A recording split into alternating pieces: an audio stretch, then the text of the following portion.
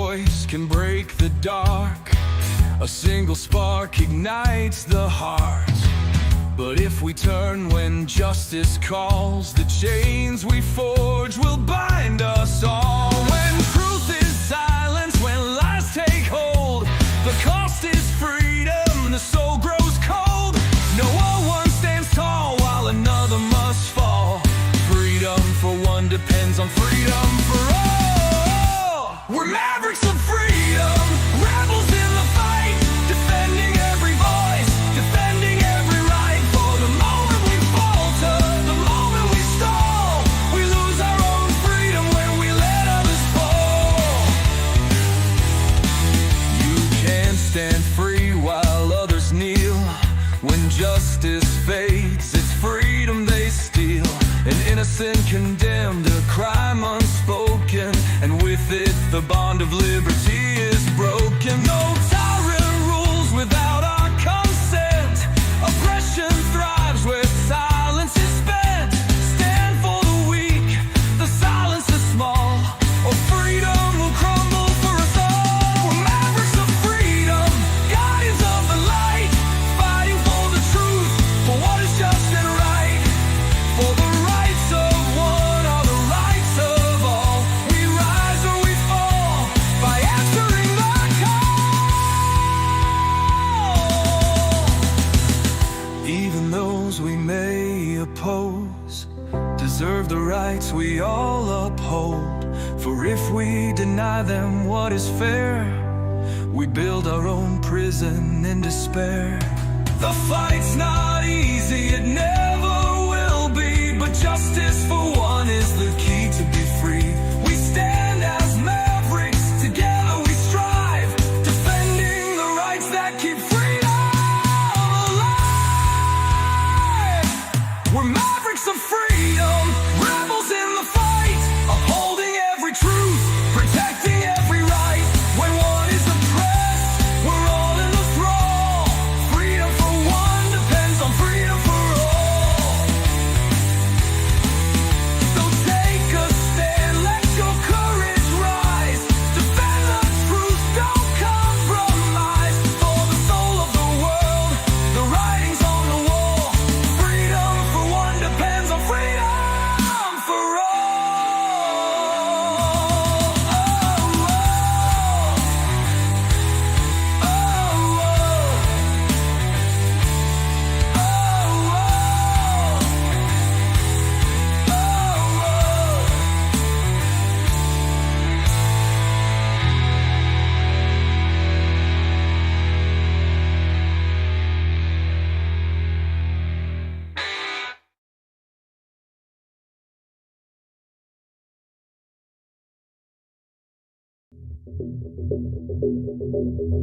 Greetings, Mavericks and new viewers.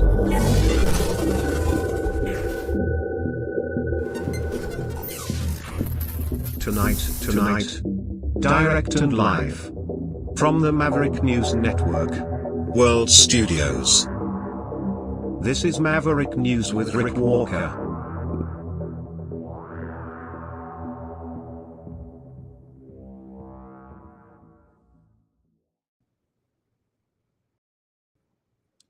Okay, welcome back, everyone.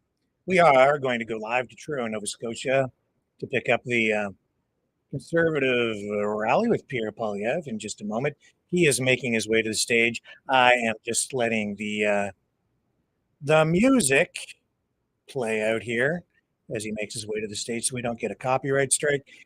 And as soon as we get rid of that audio that is so toxic to our channel, we will go live and pick up the stream. And we have a lot of other stuff to share with you tonight as well.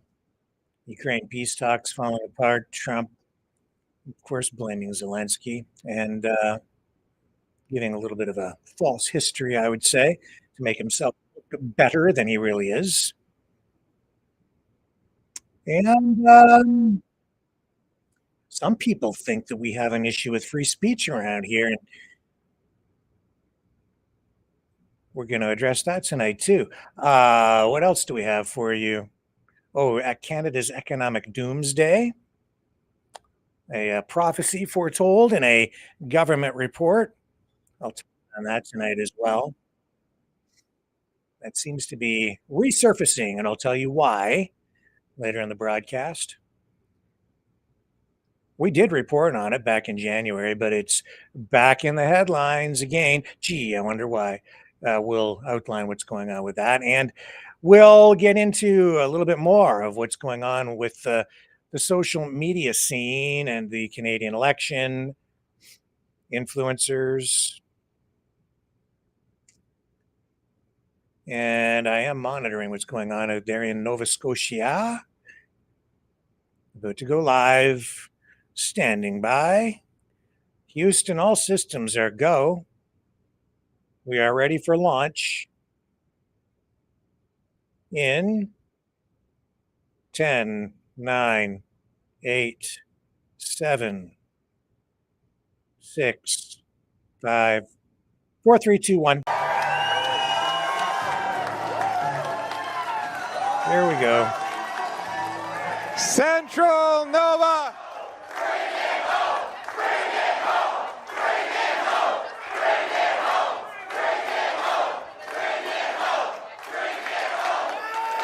Who is voting to bring home change to Canada?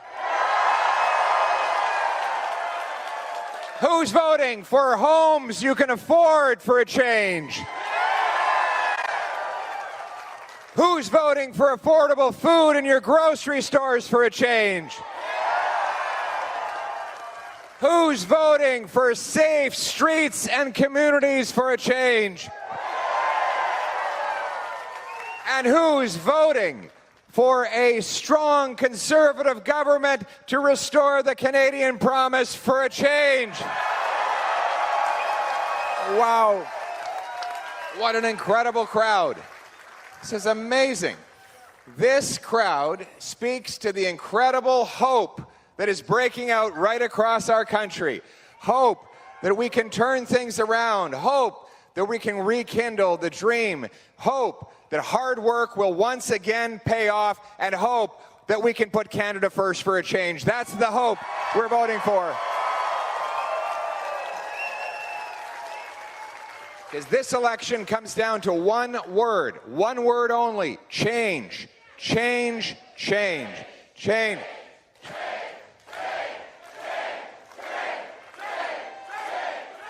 We need change. Because after a lost Liberal decade of rising costs of living and crime, we cannot afford a fourth Liberal term. We need a real change. Change so you can afford food. Change so you can afford housing. Change so you feel safe in your country under our proud flag again. That's what this election is about. But before I get into the speech, I have to take a moment to celebrate the legend. Look at these incredible people we have here. Look at this. What a great, incredibly hardworking people of Nova Scotia, and in particular, the legendary McKay family. Give it up to the McKays. Elmer. Different tonight because Peter McKay introduced. Starting with Elmer. Legendary parliamentarian, made way for Brian Mulroney, served in Parliament. He used to ask such precise and logical questions.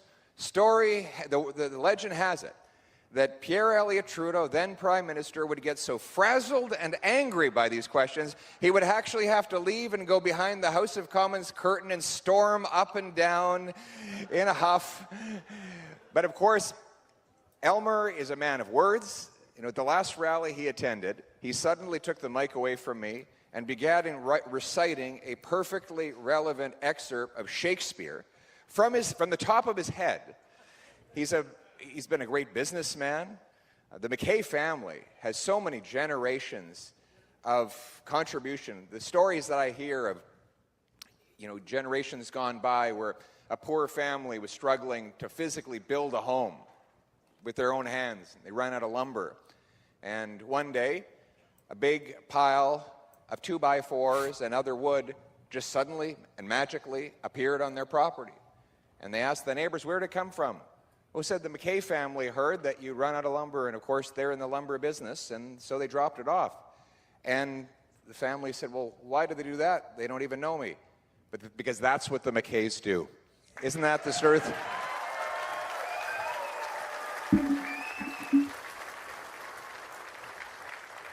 The stories of single mothers and widows who were hungry and unable to buy a turkey dinner before Thanksgiving, and a ring at the doorbell would hit, and all of a sudden there would be a nice, beautiful frozen turkey left there by their then Member of Parliament. And then we've got Peter MacKay, the great Harper-era minister who served our country so well for so long, defense minister, justice minister, foreign affairs minister. You know, there was a time when I was a young man in Parliament, and I was making a lot of comments. My mouth was moving faster than my brain. You know, at that age when you get involved. I got into hot water a few times, so I went and saw Peter for a little bit of mentorship. And he brought me into his office. He was very calm and stoic. And he sat me down, and behind him on the wall was a stuffed fish that he brought from Atlantic Canada, proudly displayed on the wall. And I said, Peter, what's your advice? And he said, well, you see that fish up there? If he'd kept his mouth shut, he'd still be alive.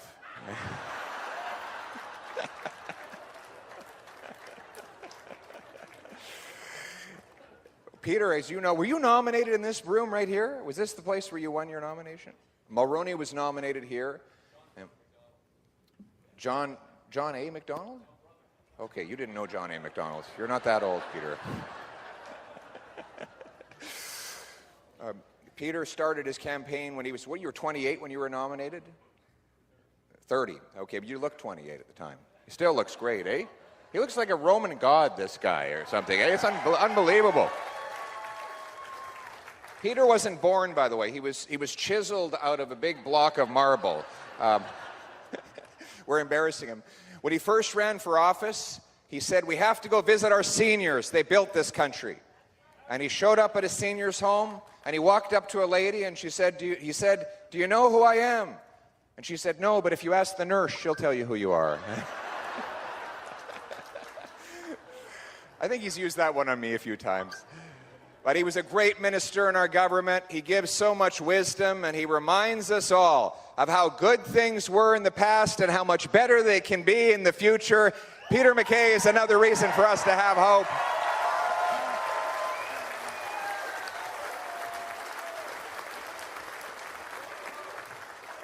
And boy, do we ever need hope these days, though. My goodness. Have you ever seen it this bad? Unbelievable. What an absolute mess the Liberals have made of our country. I need you too. I need you too. I need you to get out and vote. Have you all voted yet for a change? Well, I'll tell you why it's so important to vote. Because not only will things get worse not only will things not get better if you don't vote, they'll get a lot worse. Look at the mess we're in after the lost Liberal decade. Everything costs more.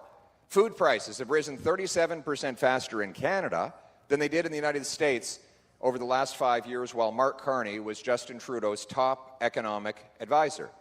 Housing costs have doubled after out-of-control immigration and money printing extremely goosed the demand, while government bureaucracy blocked home building, in other words, stopping supply. Imagine, if government subsidizes the demand for something and then blocks the supply of that same thing, the laws of economics dictate that it's going to become extremely unaffordable. So the major causes of this were the immigration minister and the housing minister. And it turns out it's the same guy. One guy. Right. So Sean Fraser, as the immigration minister, increases our population growth by literally 200% to 1.3 million people in a time when we're only building about 200,000 homes. And then, as a punishment for that failure, that catastrophic mistake, they then move him over to make him housing minister, where he gives us the single most unaffordable housing market in the history of the country and among all G7 nations. And, you know, we thought that maybe he had a little bit of shame. He was going to go into retirement. As you would think, after a catastrophic record of ruining both immigration and housing, he would want to disappear quietly into obscurity. But then Mark Carney said, the kind of guy who ruins housing and immigration is exactly the kind of guy I need back in my cabinet. And that's all you need to know about Mark Carney. Now, liberals would like you to forget about the last lost liberal decade. They say, you know, let's just ignore it ever happened. Pretend it wasn't there, even though all the same liberal MPs, liberal ministers, liberal advisors are still running the liberal show. But I'm here to tell you that that liberal record is not just about the past. It's about a very dark future if they're reelected. Now, don't take my word for it. Look at this report. This is from the Government of Canada. It's got the logo of the government right here. Here, look real close so the media can't deny that it comes from the government. It says Canada at the bottom. It's got the Canada logo. And the government has confirmed this is a real document. And the reason I have to say that is because its findings are so horrific. They predict what Canada will look like on the current trajectory. Now let me turn to page 3. And the section is actually entitled, and I'm quoting here, "More Snakes Than Ladders." I'm not kidding. That's what they wrote. It's written down right here. In 2040, they predict, upward social mobility is almost unheard of in Canada. Hardly anyone believes they can build a better life for themselves or their children through their own efforts. However, many worry about sliding down the social order. Now, this is bureaucraties, but I can translate. I've been reading bureaucraties in the government for long enough. What this means is, no matter how hard you work, you won't be able to get ahead. In fact, you might start falling behind. Then they say that pursuing a post-secondary education will no longer be considered a reliable path to social mobility. In other words, you can study all you want, you can learn all you want, you still won't get ahead. Then they say, in 2040, people see inheritance as the only way to get ahead. Society, listen to this, society, and I'm quoting, society increasingly resembles an aristocracy. Wealth and status pass down the generations. Family background, especially owning property, divides the haves and the have-nots. In 2040, people rarely mix with others of different socioeconomic status. In other words, there's a tiny group of aristocrats on the top, and everyone else is left behind. They don't even talk to each other. Then they go on to say in this report, the Canadian economy could shrink and become less predictable. Capital for investment in new enterprises may concentrate in the hands of a small number of very wealthy older people. Property ownership, and by extension wealth, may become even more concentrated if generations abandon the idea of single-family dwellings in favor of renting or forming alternative households. That's exactly the liberal ideology, that nobody should own a home, everyone should just be stuck paying exorbitant rents in properties not big enough to raise families. Then they say people's mental health will suffer. More people struggle to afford rent, bills, and groceries. The resulting stress could worsen mental health challenges. This would increase demand for social services. Now, this last line is really most startling of all. They believe that people might have to look for alternative means of seeking sustenance, because food prices will become so unaffordable that no longer will working class people be able to go to the grocery store anymore. So we will go from what we have now, which is people go up to the till, and when they're paying, they actually have to put things back in the bag and send them back because the bank account is emptied before they've gotten through the entire bill. Worse than that, they say people will have to hunt, fish, and forage on public lands and waterways without reference to regulations. In other words, people will be in a position where they will need to feed themselves. That's right. That's a good point. You know, it's funny. You make a great point. We were on CBC the other day, had a panel about this report. And of course, the CBC talking head was saying, oh, come on, this is so exaggerated. That's never going to happen in Canada. And to her credit, one of the Globe and Mail reporters said, wait a sec here, for a lot of Canadians, this is the way it is right now. My friends, there are people in this country just hanging on by a thread, and it is for those people that we are fighting. We are here to give them hope and change and a better future.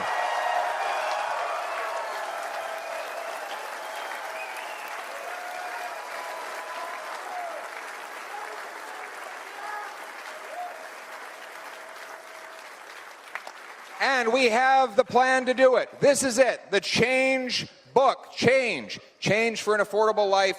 Change for safe streets. Change for Canada First is our platform, newly released. A platform that cuts government spending by $55 billion with less bureaucracy, less consultants, less foreign aid, less waste and mismanagement. To bring down the deficit by 70%, reducing the amount we're adding onto our debt. We will cut income tax by 15% so your hard work pays off again.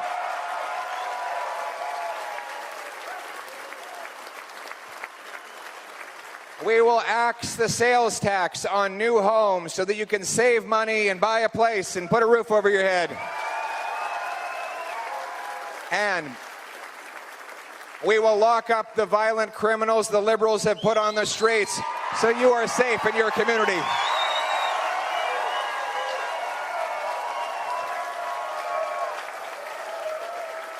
For a change. For a change. But you need a team to deliver that change. And that is why I'm so excited that we have Nova Scotia's former finance minister, Alan McMaster, as our candidate in Cape Breton. Cape Breton. Coming up here, Alan. Good to see you. Thank you very much. You're excited to deliver some change for the people of Nova Scotia? I sure am. We need it. I love these people. I go to the doors. They're the people I see. They're the people I want to represent. And you got me energized. And what is your message from Cape Breton? Our message is we're going to take this and we're going to change this country. We're going to start in Atlantic Canada. We're going to move right across the nation on Monday night. Right on. Everybody, give him a round of applause. Way to go, Alan. Thank you. And then, of course, we have the great Dave Carroll. Come on up here, Dave. Great to have you. Did you hear what this guy did? Okay, you want a guy who's going to be able to get results in the government. I got to tell you a quick story. So he's on a United Airlines flight. They broke his guitar. He calls up the complaint line. He says, I want my money. I want you to buy me a new guitar. That's all. They put him on hold. They transferred him over to someone else. They sent him off to another place, and then they made him stay on hold. Then they gave him another 1-800 number, and the weeks went by, and he said, you know what? I'm going to write a song about this. What was it called? United Breaks Guitars. And how many listens did it get? 26 million views and counting. And what did United decide to do after you got 26 million views on that song? They ended up calling me on the phone, and they asked if we could do some settlement. Yes. And did you get yourself a guitar? I did get another guitar, and they ended up using my video to train their customers, or their staff at United Airlines, and they paid me a license fee to do it. Wow.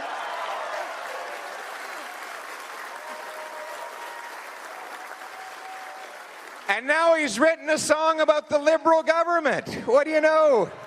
This is a man who knows how to use music and humor and fun. He's creative. He loves the people of the province and all of Canada, and he's ready to bring change. Thank you very much, my friend. Right on. Now,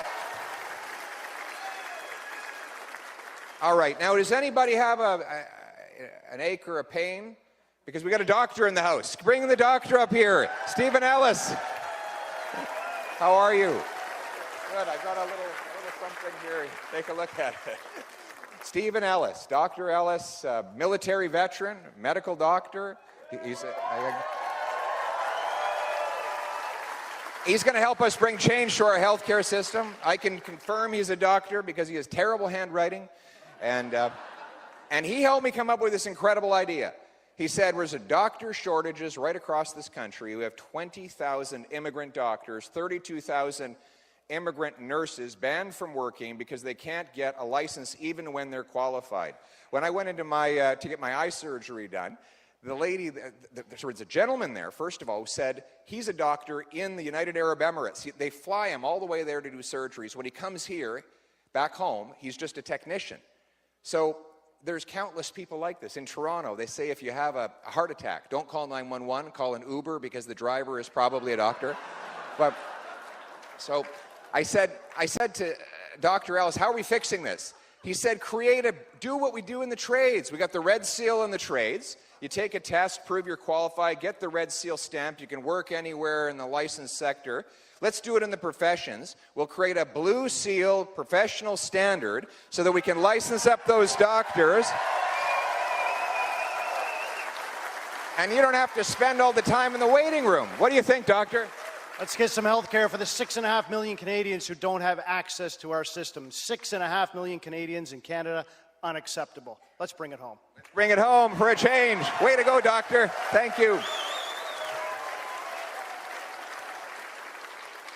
Et maintenant, nous avons deux francophones. On a Chris d'Entremont et Monsieur Marc Boudreau. Marc, viens ici. Viens ici. Nos amis francophones. Bienvenue tout le monde. Merci beaucoup, Monsieur Boudreau. Bonjour. Est-ce qu'on va représenter les francophones, les Acadiennes, les Bréaux à travers le Canada? On va le faire plus que les autres. Exactement, on va faire changement. On ne peut pas nous offrir un 4e mandat libéral. Il faut que ça change avec un nouveau gouvernement qui va livrer une vie abordable et sécuritaire sous notre fier drapeau. Voilà. Oui, on est tannés, c'est ça, c'est vrai. Il est tanné, nous sommes tous tannés, il faut que ça change. What's your message to the people of Nova Scotia tonight? Oh, change is coming. Change is coming. The last 10 years have been deplorable. We need the change. The fishery needs to change. All of Nova Scotia needs to change. Change. So we've got a lot of young people out helping out in Halifax. Some of them are here tonight, right there, the Boudreau Buchler. Look at these kids. Brilliant. Amazing. Young people from Halifax. And they're afraid that they're never going to be able to afford to own a home. That's why they're here tonight, for change. Absolutely. Let's bring it home. Thank you very much, guys. Way to go. Thank you very much. And we have the great former Conservative Party President, Rob Batherson. Get up here, Rob. Rob is running in Halifax West. Halifax West, he's bringing the message of hope and change to the people on the doorsteps. And what are you hearing there? Pierre, you are giving hope. You're giving hope to young people. You're giving hope to newcomers, new Canadians. You're giving hope to fishermen. You're giving hope to blue-collar workers. You're giving hope to entrepreneurs. And that's how we're going to get change, the hope and the leadership that you're providing. That's what I'm hearing in Halifax West. Exactly. We need to change, everybody. Thank you very much. And we also have here the great Senator MacDonald. Senator, how are you? Can you give the senator a big round of applause? Give him he's not running for election. And last, but certainly not least, the man who's going to carry on the great McKay legacy. Everyone give it up for Bryson Jenkins. Where's Bryson? There he is. Look at this guy. What a guy.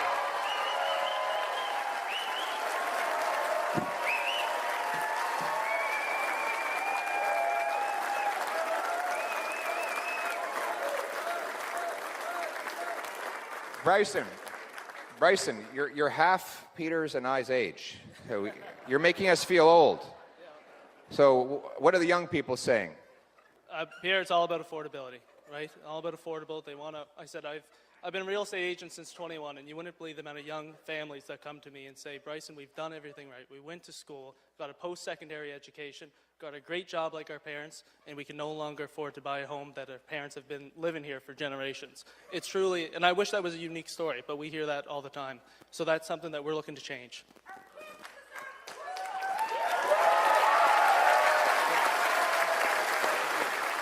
And Peter, when did you know that this was the guy for the job? First time I met him. Excellent. That's very decisive. Thank you very much, Bryce. Get in here one more time. Let's give it up for this guy. Come on over.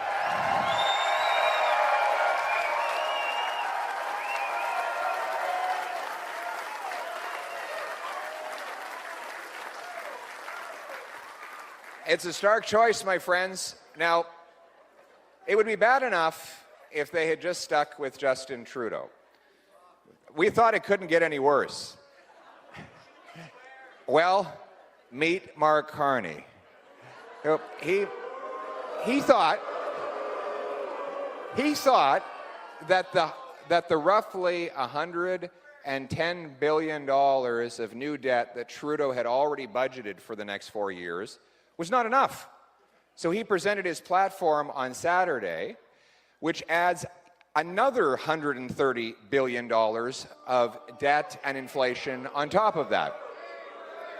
Now, let's be clear about this. If you add up the debt that Trudeau had planned and the promises that Carney has since made, and if you believe that they're even telling the truth and it's not worse than that, the Liberals plan to add $250 billion to our national debt if they are reelected.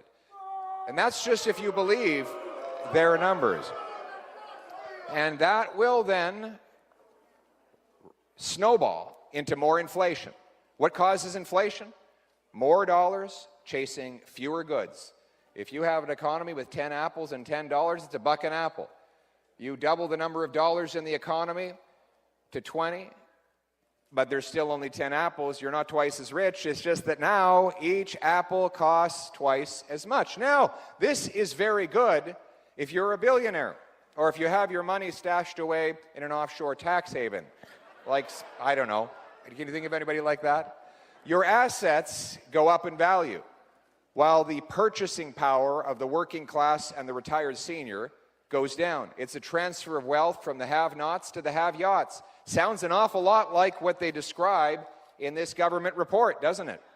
It means that a smaller and smaller group of aristocratic elites get richer, while the people who actually do the work, the laborers, the farmers, the entrepreneurs, they fall further and further behind. That has been the story of the last 10 years. And Mark Carney not only wants to continue it, he wants to accelerate it.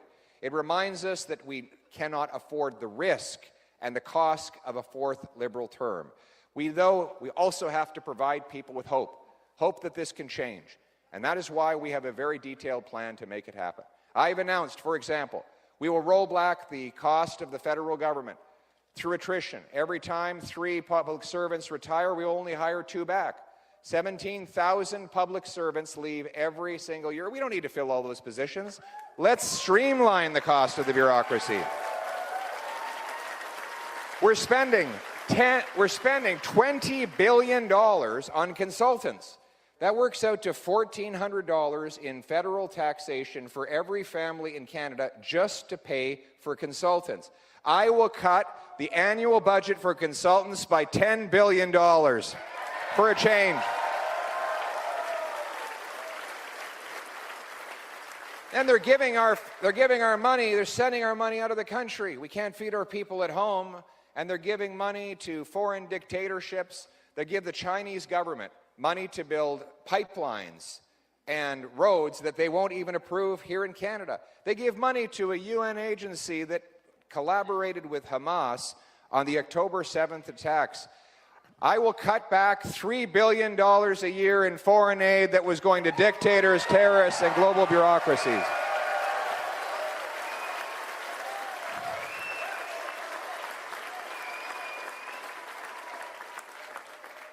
And we will bring in a common sense law to run the finances the way you run yours. When you spend more here, you have to spend less over there. That's how single moms, small businesses, and seniors run their budgets. If they want to do this and that, they have to find a bargain on both. Government doesn't have to do that. It's the only creature in the universe that doesn't face scarcity, because they just pass the scarcity on to everyone else in inflation, tax increases, and debt for the next generation to pay. But a new dollar-for-dollar law will require that politicians and bureaucrats find $1 of savings for every new dollar of spending, so that they will have to go into every time they want to spend more money, they're going to have to go hunting for the waste and mismanagement in their own departments in order to maximize use of scarce resources. Because you've been pinching your pennies long enough, it's time that government started pinching its pennies.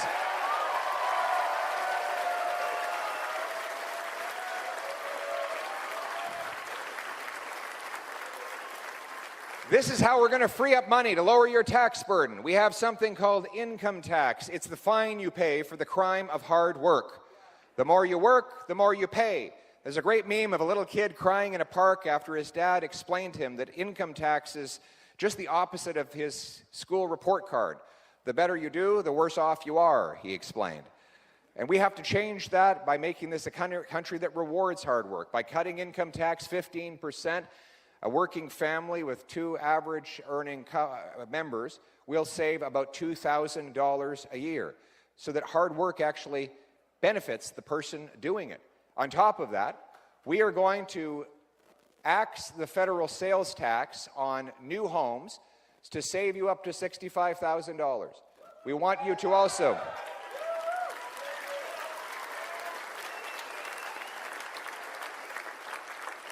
The biggest cost that goes into a new home today is not land, labor, or lumber.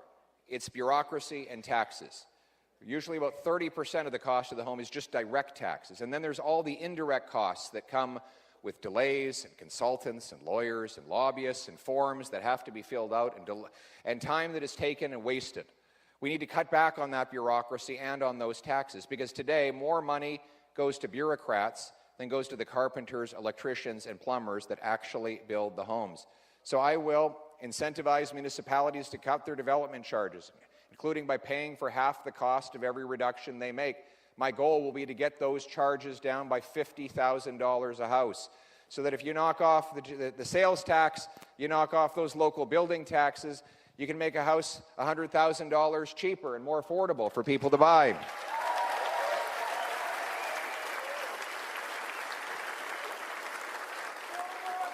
That's the carrot, but there's also going to be a stick. Municipalities will be required to increase the number of permits they grant every year by 15%, and if they don't, I will cut back on the federal money that the government sends them from Ottawa. We need to incentivize them to speed it up, and we're going to sell off enough land, federal land, to build 300,000 additional homes. You add it all up.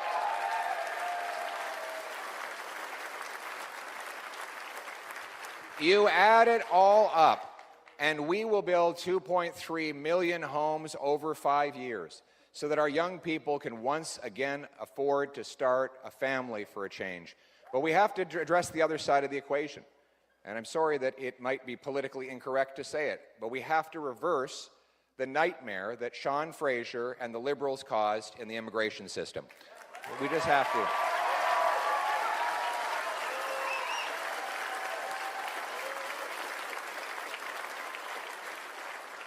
Sean Fraser let in so many false international students that in the city of Brampton, they discovered there were literally 26 of them living in one basement of one house. That's the kind of insanity that the Liberal government has unleashed, particularly your local Liberal MP. And we're going to reverse that. We're going to end the fraud in the system, stop false international student claims, stop multinational companies from bringing an excess number of temporary foreign workers that drive down wages for our people.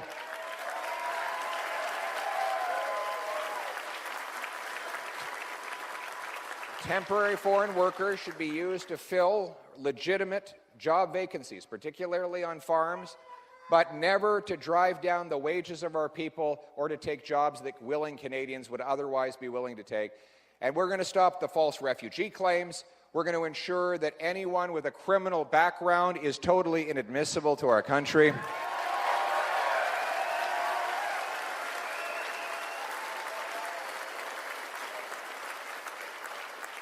And we will cap numbers, we'll cap immigration so that never again does our population grow faster than the number of homes, jobs, and healthcare services. Never again.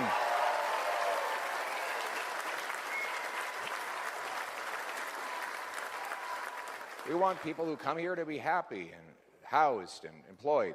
By the way, I don't blame the people. They're just looking for a better life. I blame the total incompetence of the Liberal government. And we're going to fix that. We're going to reverse that. We're going to bring back the best immigration system in the world. And we're going to ensure that Canadians are able to live in peace and tranquility. In many small towns, it wasn't long ago, I think you'll agree, Peter, that people didn't even have to lock their doors. You could fall asleep on your front porch knowing that you'd be totally safe there. You certainly didn't worry that your car would be missing if you woke up in the morning and walked out the front door. But all that has changed. Rampant crime is the result of Liberal laws that release the same repeat offenders again and again onto our streets. Liberal law, C-75, catch and release. This is what it actually says. I'm going to quote from the law. It says the judge must release the accused at the, quote, earliest opportunity under the least onerous conditions. So you could be, in some cases, there are people who have been convicted 100 times before.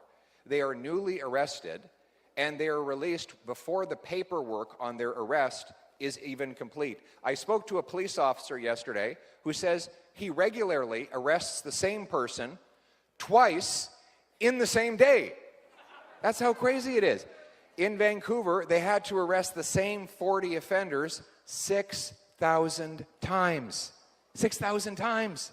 That means each one of these guys was arrested once every 2 days, all year long. They've got to be working at it all the time.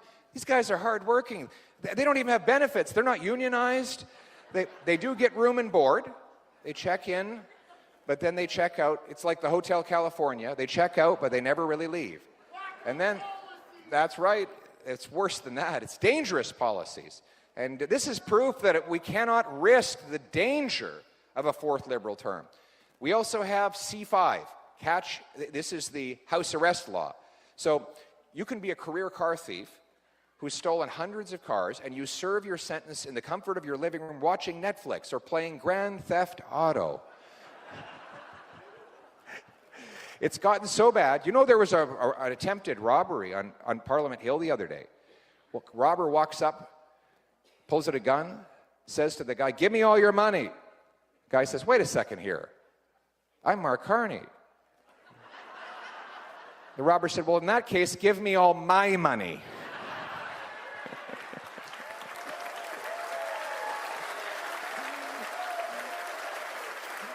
Oh. And then you've got C-83, the Liberal law that allows Paul Bernardo out of a maximum security penitentiary. My friends, let me tell you something. We know how to fix this problem because Peter MacKay already did it as Justice Minister. With a tough-on-crime agenda, Peter was able to bring down the crime rate in our country by 25%. And we need the same change to do it all over again. Here's the plan. 1, we will repeal the catch and release bail law, the house arrest law, and the Paul Bernardo get out of jail free law. All those laws will be gone within the first 100 days when I'm Prime Minister. Then, we will go much further than that. I will pass a 3 strikes you're out law. 3 serious convictions, never again is the person eligible for bail, parole, probation, or house arrest. It will be jail, not bail. Jail, not bail.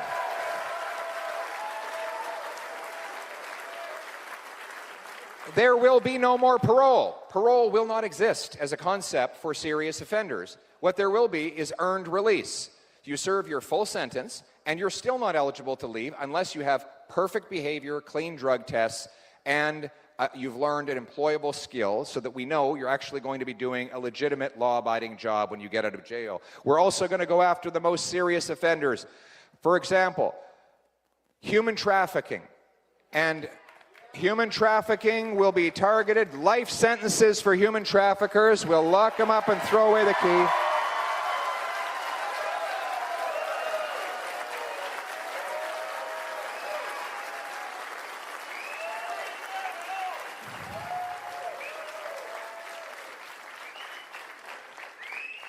We will go after the gun smugglers. You know, the Liberals are determined to ban your hunting rifle. Any hunters in the room today? Hunters. We've got a lot of hunters here. People in the Pictou County. What's that? How are we supposed to hunt for food in 50 years?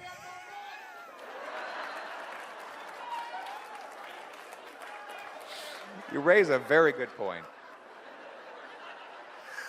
Oh my goodness, I think this is a very good point. So this gentleman says, on the one hand, the Liberals say it's going to get so expensive you won't afford groceries, so you have to go foraging and hunting, but then they want to ban your hunting rifle. Well, how good are you with archery?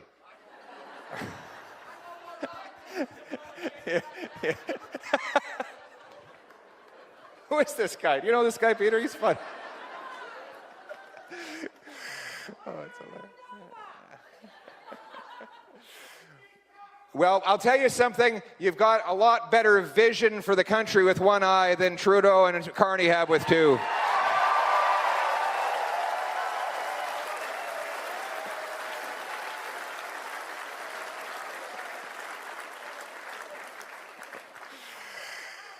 So I'll tell you about my vision on this. First of all, we are going to defend the rights of hunters and licensed, law-abiding sport shooters. They are not the problem.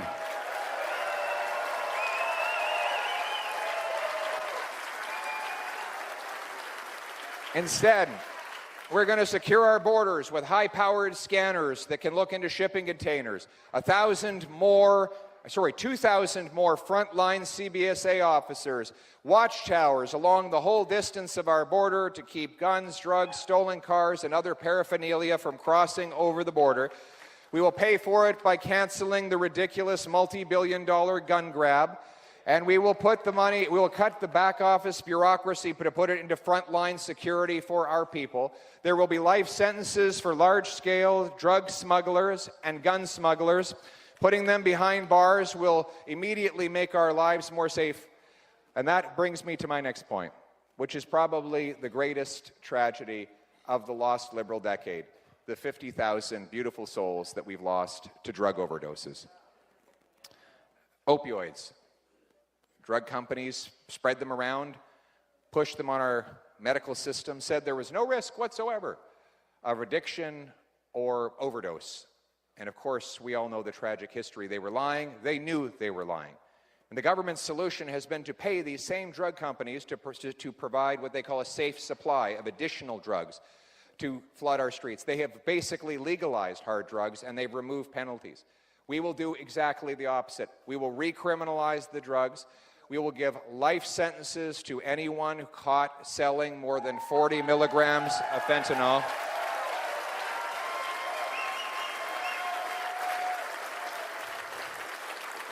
And we will invest in treatment and recovery, counseling, group therapy, detox, job training, physical exercise.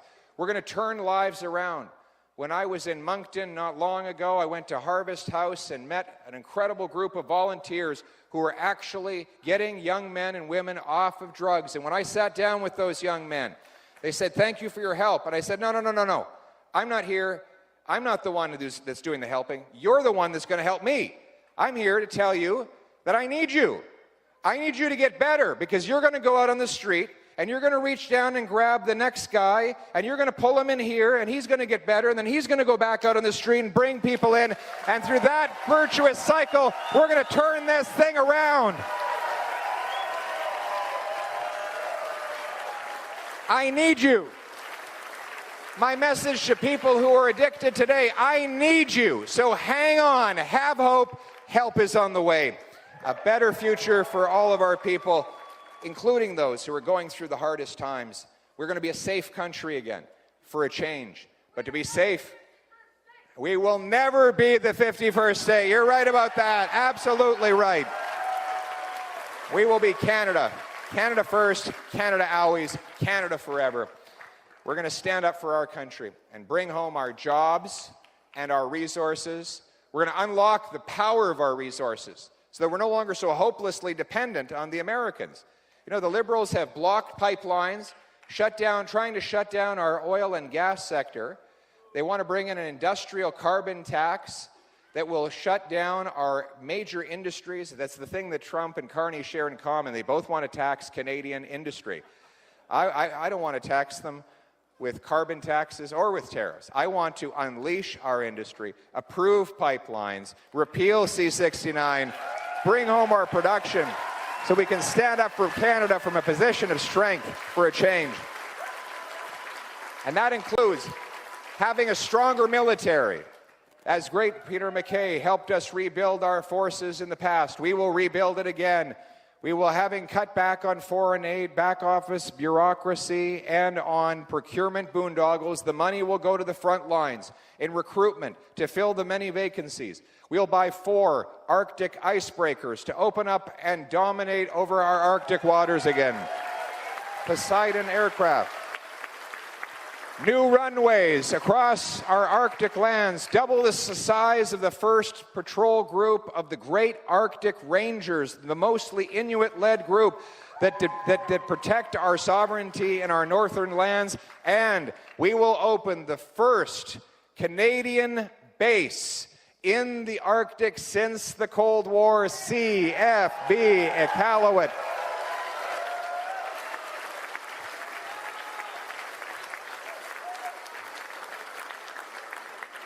We will unite our people around the common purpose of putting our country first.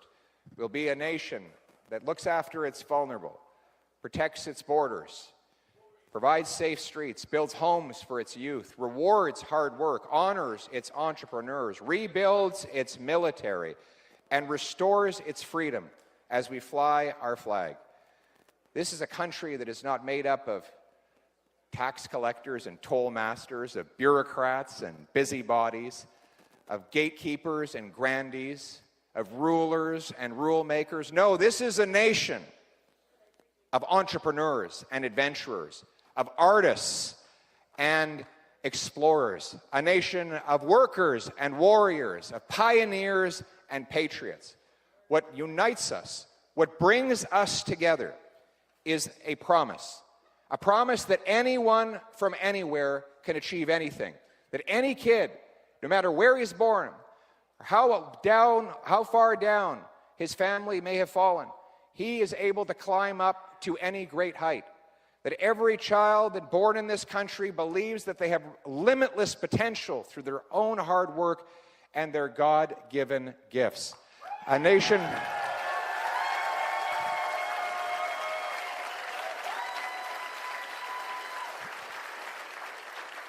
that has allowed me, as the adopted son of school teachers, to be told that I could stand on this incredible stage in front of these incredible patriots, a country that gives the opportunity for anyone from anywhere to achieve anything. The Canadian promise that hard work gets you a great life in a beautiful and affordable house on a safe street, protected by brave troops and veterans under our proud flag. This is the Canada we know.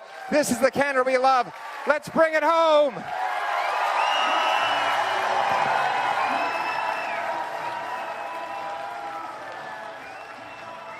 And he closes with that slogan. Pretty good crowd out there in Truro, Nova Scotia. Let's pull that down. That ends the feed. And we have a lot of other stuff to talk about tonight. And I'm going to come back and make reference to his reference to that economic report or forecast from the federal government. I think it's a Privy Council report. I'm going to talk about that. And then I'm going to take this dot and a dot over here and a dot over there, and I'm going to connect that report to all those dots. And then you'll have, I hope, a clearer picture of why that report is being highlighted and who's reinforcing it. So don't go away, because we have a lot more to talk about tonight. Let me run this, and I'll be right back.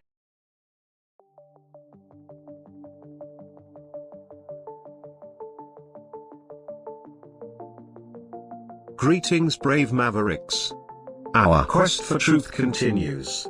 We go beyond fake news. Together we expose propaganda. Together we pull others out of rabbit holes. We are maverick thinkers. We are all unique individuals, defenders of individual rights and freedoms, credible, trusted, grounded in reality. Maverick News, Maverick News. Defending free speech, free speech. Donate at freedomreporters.com. Do it now. Tomorrow may be too late. Maverick News. The world is watching.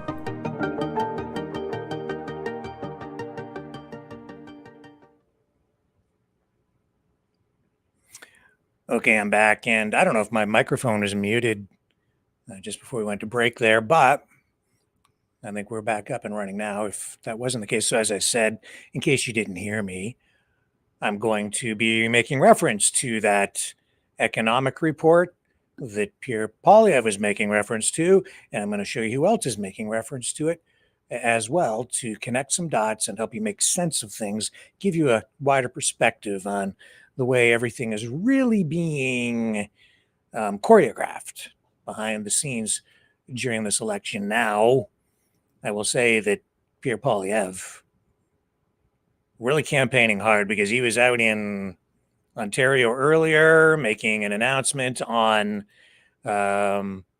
making changes that will allow police to dismantle what they're calling illegal encampments. That would be basically people without a home. And a lot of these people would have those issues like drug addictions that he's also been addressing. So we'll see how all that plays out.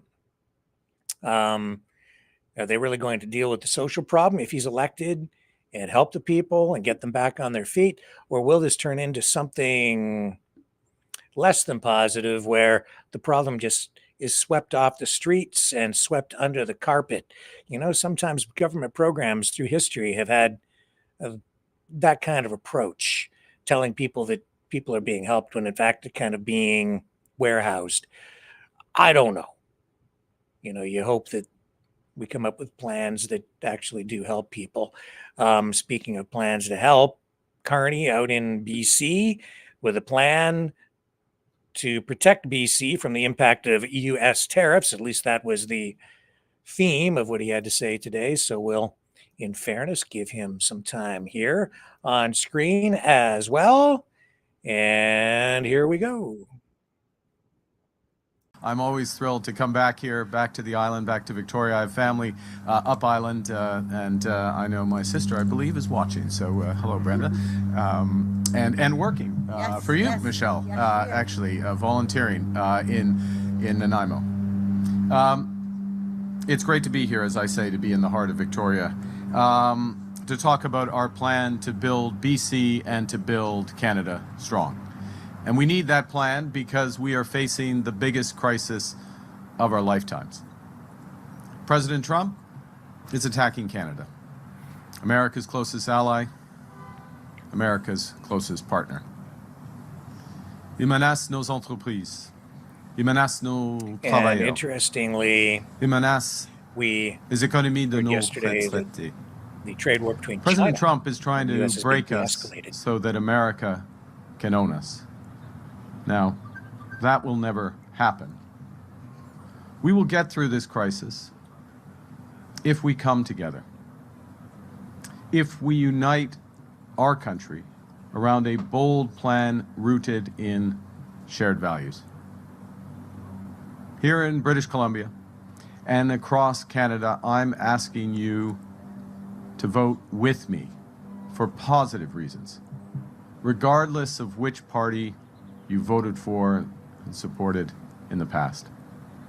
Because this is the time for serious leadership of a united country. We need to come together so we can fight President Trump together. Because President Trump wants to divide us. It makes his job easier. In BC and across Canada, we need to be united in order to be Canada strong. Nous répondons avec de la force et de la détermination. Nous nous battons contre ces tarifs injustifiés, avec des contre-tarifs qui auront un impact maximal aux États-Unis et un impact minimal ici au Canada. Nous protégeons nos travailleurs et nos entreprises et nous allons utiliser chaque dollar tiré de nos contre-tarifs pour le faire. Par-dessus tout, nous bâtissons un Canada fort. Nous devons comprendre ce que nous pouvons et devons changer. Nous sommes maîtres chez nous. Nous pouvons contrôler notre propre destin économique. We can control our economic destiny with the right plan. Because in a crisis, plan beats no plan. And to succeed in a crisis, you need to act with overwhelming force, to overcome the anxieties that people naturally feel, to break through the fog of uncertainty that businesses face, and above all, to replace what the crisis is taking away. As the private sector retreats, government needs to step up to provide positive direction, to drive action, and to catalyze investment. And that's what our plan to build Canada strong will do. Now, in President Trump's trade war, British Columbia is being directly targeted. British Columbians have fought unjustified forestry tariffs before. But now the president is escalating this dispute far beyond anything we've experienced by doubling the duties charged on softwood lumber. Les tarifs visant le bois d'œuvre canadien, comme tous les tarifs mis en place par le président Trump, sont injustes, injustifiés et mal avisés. Nous ne pouvons pas changer le président Trump. Malgré tous les torts infligés, tant aux États-Unis qu'au Canada, il croit agir dans l'intérêt de son pays. Nous devons prendre notre destin en nos mains. Nous avons le pouvoir de le faire. Nous devons voir en grand. We can deal with this crisis best by building our strength here at home. And that starts with recognizing our strengths. Here in BC, that begins with the world-class mining, energy, and forestry industries. It extends to cutting-edge innovation in home building and in clean technologies. It includes easy access to growing Asian economies that want everything that British Columbia and Canada has to offer. Above all, it's BC's greatest strength. It's hard-working, innovative, and ambitious people. Now, this crisis also highlights where we have fallen short and what we need to fix. Nous avons mis trop d'œufs dans le même panier. Nous sommes devenus trop dépendants aux États-Unis. Okay. So he's out there in BC, and that's not by accident. That's probably because there's a crisis, not just for, well, for a bunch of the politicians out there in various ridings, including Jagmeet Singh. And I'll show you why there's a crisis brewing out in BC. There's some really tight races out there on the West Coast. In fact, it looks like Jagmeet Singh's own riding might be in question. Here's the CTV report, one of many surfacing tonight. 2 federal party leaders face uncertain future in battleground BC. And it says here, with 5 days left in the federal election, British Columbia ridings that were long safe appear to suddenly be up for grabs, including those held by the leaders of the NDP and the Green Party.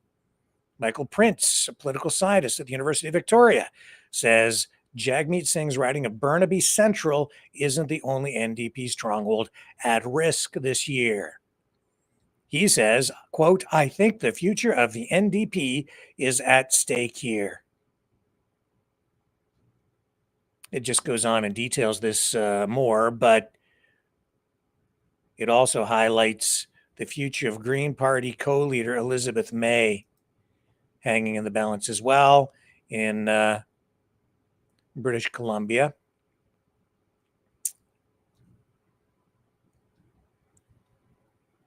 She's in the riding of Saanich Gulf Islands, and she has only a very slim lead, or rather the Conservative candidate there has a very slim lead over her in the polls. That candidate's name is Kathy Unstead, and it looks too from the polling nationally that the NDP might be at risk of losing official party status. Let's take a look at the 338 poll tonight and see how that's shaping up.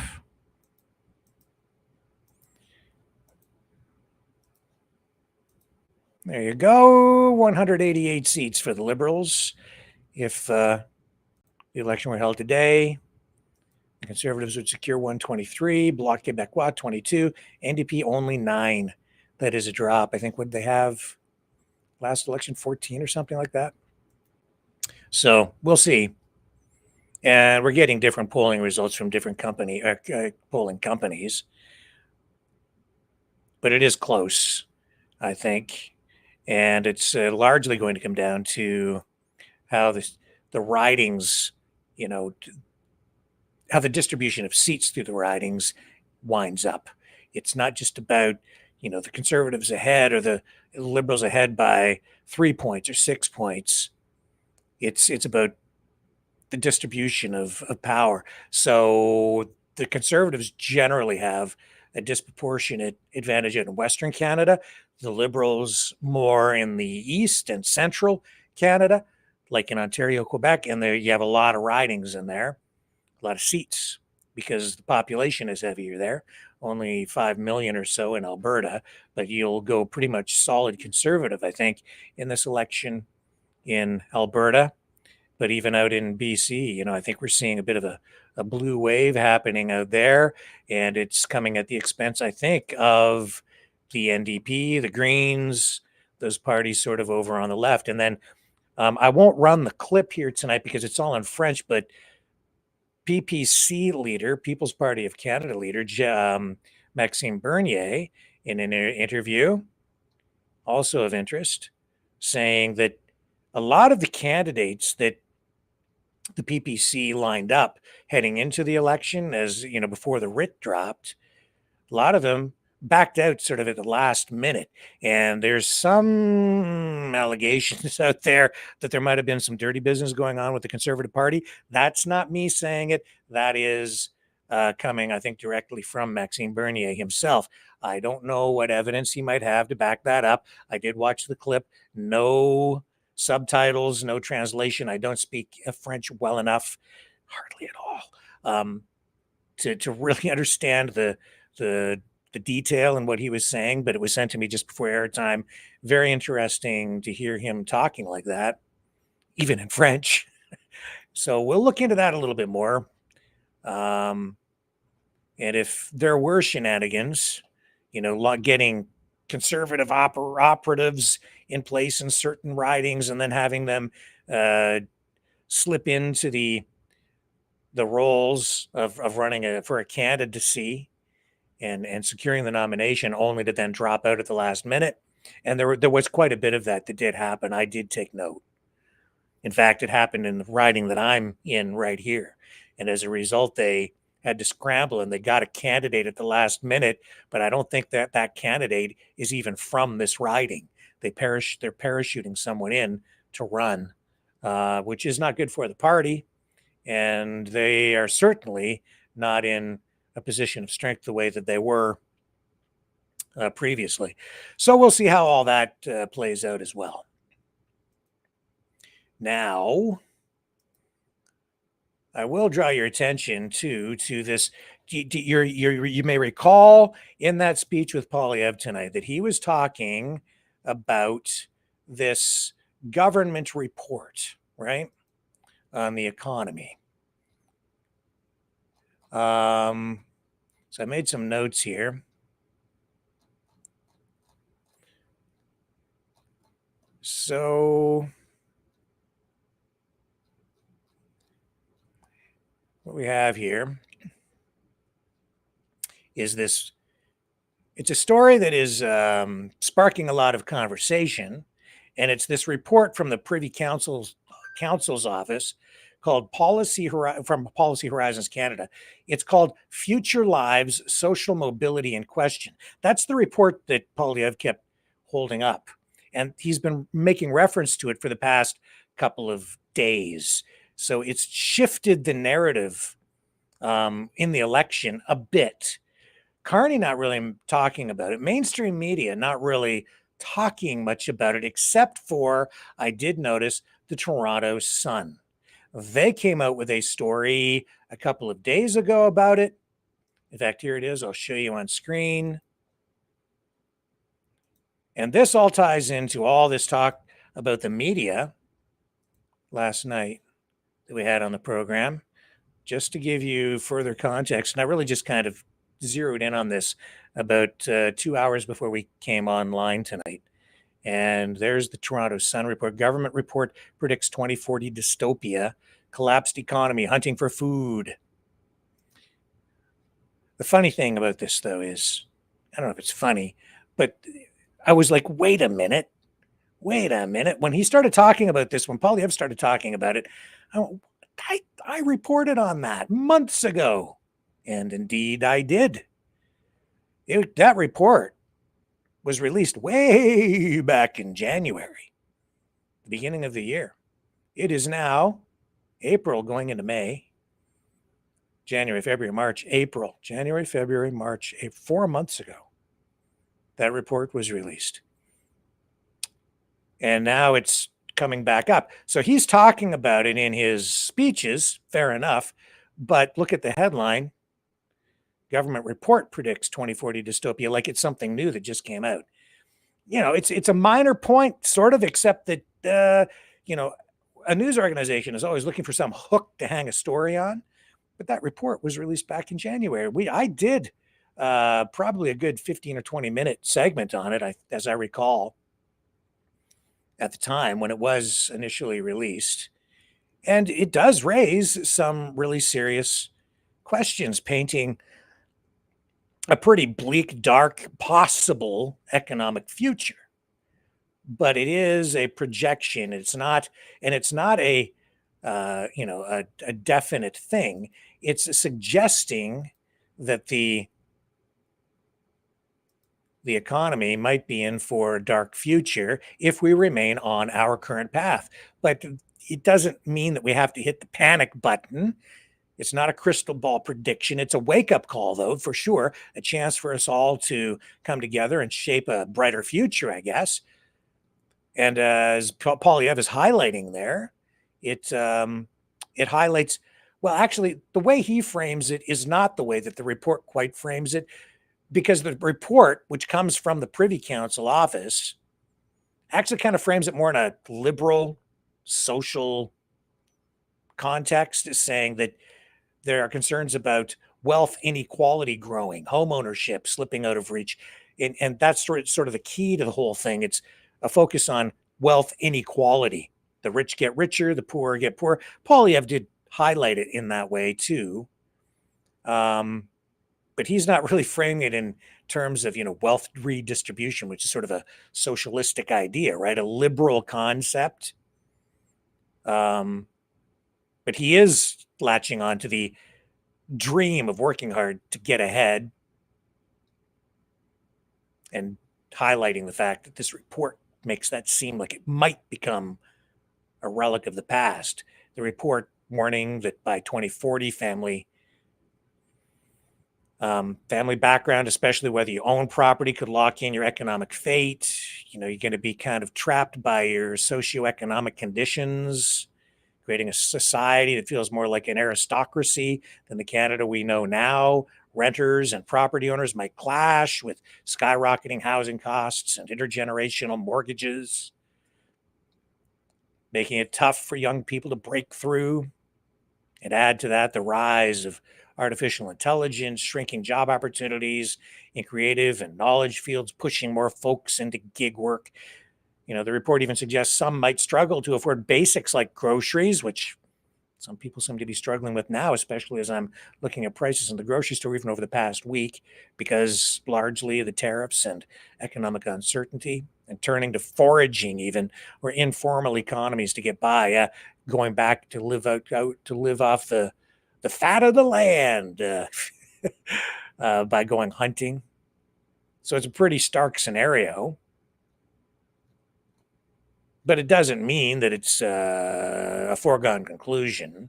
It just means that if we stay on this path, they're predicting that this could be a problem. But over time, yes, we can take steps, and hopefully we will as a society, to make sure that that doesn't happen through elections and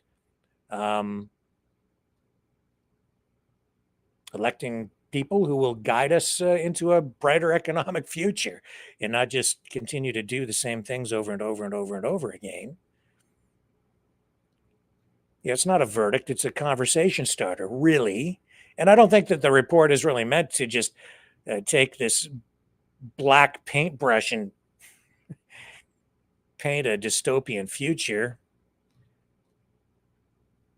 And we see both leaders of both parties laying out plans that they think will lead us to better times, I guess. And you can assess that for yourself and decide who you think is a better choice for you out of all the choices, and then vote accordingly. And there are some people out there tonight, and this is where I segue into the whole conversation about media and the way it's impacting the election right now. What I have noticed is that this report, which came out way back in January, now being highlighted, not just by the Toronto Sun, which is a conservative-leaning mainstream media newspaper. It has been for as long as I can kind of remember. Toronto Star, more liberal. Sun, conservative. It also appeals more to, I'd say, the working class, okay?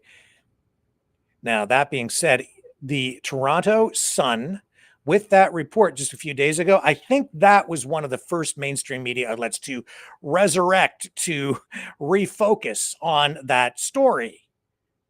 Poilievre, at the exact same time, talking about it in his campaign. And I think the story came out just before Poilievre started to talk about it. Coincidence? I don't think so. It's kind of the way these things work. But why? Why bring it back up? I don't really see any new context, new information in the reports. It's the same report from back in January. I know that other mainstream media reported on it at the time, but Sun brings it up, gives Poilievre additional reason or a hook to hang his speech on at that time. And I can't be certain which came first. Was it Poilievre mentioning it and then the Sun? But they're not really using Poilievre's speech as the hook. They're just reporting on the report again, as framing it as though it's some new thing. And they're not the only one. Remember last night, I highlighted in the phone-in section of the broadcast that we have this sort of decentralized network of conservative, independent journalists. It's very interesting. Look at this. Okay, here's my friend. He's been a friend since the convoy, and I haven't spoken to him about this. I'd be interested in getting his take. Definitely in the conservative camp. I know that you guys are all familiar with our good friend Derek Smith over at Unacceptable Fringe. And look what he's reporting on. This. Government report predicts 2040 dystopia, collapsed economy, hunting for food. He's making reference to that Toronto Sun article, and he's reporting on it. Who else is reporting on it? Let me just find here. Oh, here we go. No big surprise to me. Will it be a surprise to you? I don't know. Hang on. We're freezing up here, folks. There we go. Okay.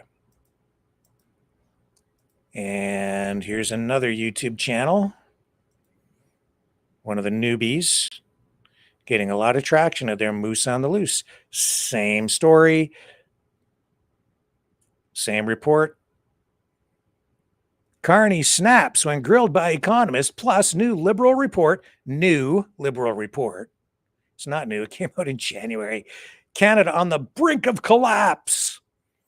And we talked about clickbait. Pretty effective headline. So we got that. Who else do we have? Here we are. Our other good friend here. Clyde Do Something. And I haven't spoken to these guys. I'm just observing. Here it is. Clyde Do Something. Same story. This may be our last chance. Canada's dystopian future. We're all going to die. So you can go down the list. I think everybody on the circuit there has gone to bat here on that story to knock a ball out into the outfield for the Conservatives on that side. I'm just observing. It's, I think, worth noting because there does appear to be some real coordination there, right? Is it coincidence? Or is it by design? These guys, no, they're different, like all of us, right? We're all supposed to be different than the mainstream media because this would never happen with independent live streamers and podcasters, would it? The sharing of biased and false news has become all too common on social media. More alarmingly, some media outlets simply aren't true without checking facts first. Unfortunately, some members of the media use their platforms to push their own personal bias and agenda to control exactly what people think, and this is extremely dangerous to our democracy. In an ocean of lies a century deep, the truth awaits. Choose not the red pill. Choose not the blue pill. For both are an illusion. Discover the power of M. The power of individuality. We are mavericks. We are the way to the light. Fear not the storm. Join our quest for truth. Truth will set you free. Maverick News. The world is watching. Also, interestingly, I think pretty much every one of those live streamers from Western Canada, the Prairies, Alberta, just about all of them, and then right on cue, here's Keith Wilson, Justice Center for Constitutional Freedoms, the lawyer who sort of fronted the Freedom Corp, which kind of became responsible for all the money that came in during the Freedom Convoy. And Keith Wilson out there, a very public figure during the Freedom Convoy. I guess he went there to fight for Canada, but here he is, longtime dedicated separatist from Alberta, and right on cue, he's sharing these, or at least this social media post from Clyde Do Something on the report that basically paints Canada with this dark brush and talking about the dystopian future that we face, which, of course, you know, if you don't have faith in the country, might as well separate, right? He says here, shocking Privy Council office leak. Leak? It's a report. It's not a leak. Canada could face economic collapse in 15 years, leaving the poor to hunt for food while the wealthy flee to gated communities. As social mobility dies and the nation spirals into chaos, Alberta and Saskatchewan must act now. Let's see what else it says. To secure their future through independence. Let's choose prosperity over poverty. Time is running out. Yeah. Just give up now. Just throw in the towel. Screw Canada. Yeah, it's a leak. No, it's not. It's a report that came out back in January, Keith. Okay? But like the dedicated separatist that you are, trying to rip the country apart while wrapping yourself in the Canadian flag. Sorry. I am editorializing just a little bit. Who cares about their country? Does anybody care about Canada anymore? Am I the only one who's a true patriot? Now, there's a slogan I think we should adopt right here on Maverick News. True patriots, not just a patriot. Because I think some of these people using that phrase, patriot, yeah, I'm not so sure that they're Canadian patriots. Maybe you're an Alberta patriot, or maybe you're a Canadian with an affinity to our neighbors to the south. And maybe by default, you're falling into becoming a American patriot, wrapping yourself in the phrase, we the people, which is an American thing. That's not Canada. Not to say that that concept doesn't apply to some degree up here in Kazakhstan, but that's not Canada. It's not we the people up here. And I see people painting it on their trucks. But hey, it depends on what media you watch, and it depends on where you're getting your information, and it depends on what half-truths and spin and politics you're being immersed in on a daily basis. And, you know, this guy here, I don't normally agree with him very much, but Brian Howell, our good friend up in Kingston, was generous with his time again today. A good friend and supporter of the program, sometimes contributor, and he contributed today just by sending me this link from, what's this guy's name again? Kyle Kalinske. And this ties into everything we've been talking about, and about, you know, this illusion, I would say, of impartiality with a lot of these independent live stream podcasters, YouTubers, influencers, not necessarily journalists, influencers, which means they're trying to influence you. And why are they doing that? Because, as Kyle is about to explain, thereby reinforcing everything that I was talking about last night and have for the past few nights with regard to media, only to make everyone more media literate in this new media, this new medium of social media. He's basically, where I'm kind of in alignment with him on this. A lot of things I don't agree with him on. He does this live stream called The Secular Report. And some things I agree with, some things I don't. But I do believe in free speech, and I'm always open to new ideas. And he's a very smart guy. And I think in this particular case, where we would be wise to have a listen to what Kyle has to say. So I'm going to let some of this roll. I have largely come to despise the space that I'm in. And when I say that, what I mean is so-called independent media, right? Or new media, however you want to refer to it. It's all bullshit. It's all bullshit. Because a lot of the big names in this business, they are not independent by any stretch of the imagination. They are not really new by any stretch of the imagination. Really what they are fake independent media or new corporate media. And the reason I say that is because they're talking to the same corporations that the major networks talk to. They're getting the same sort of fucking brand deals that the others are. These people, a lot of the people in this business care more about the business side of it than they do about the stuff they say on air, which actually matters, right? News, information, facts, ideology. That's like secondary to like, where can I get my check, right? And so I've come to despise this space, mostly because people in this space still love to suck themselves off like they're special, while at the same time falling prey to the same malincentives that mainstream media does. And so case in point, I mean, there's a million people we could talk about here, but case in point, Tim Pool.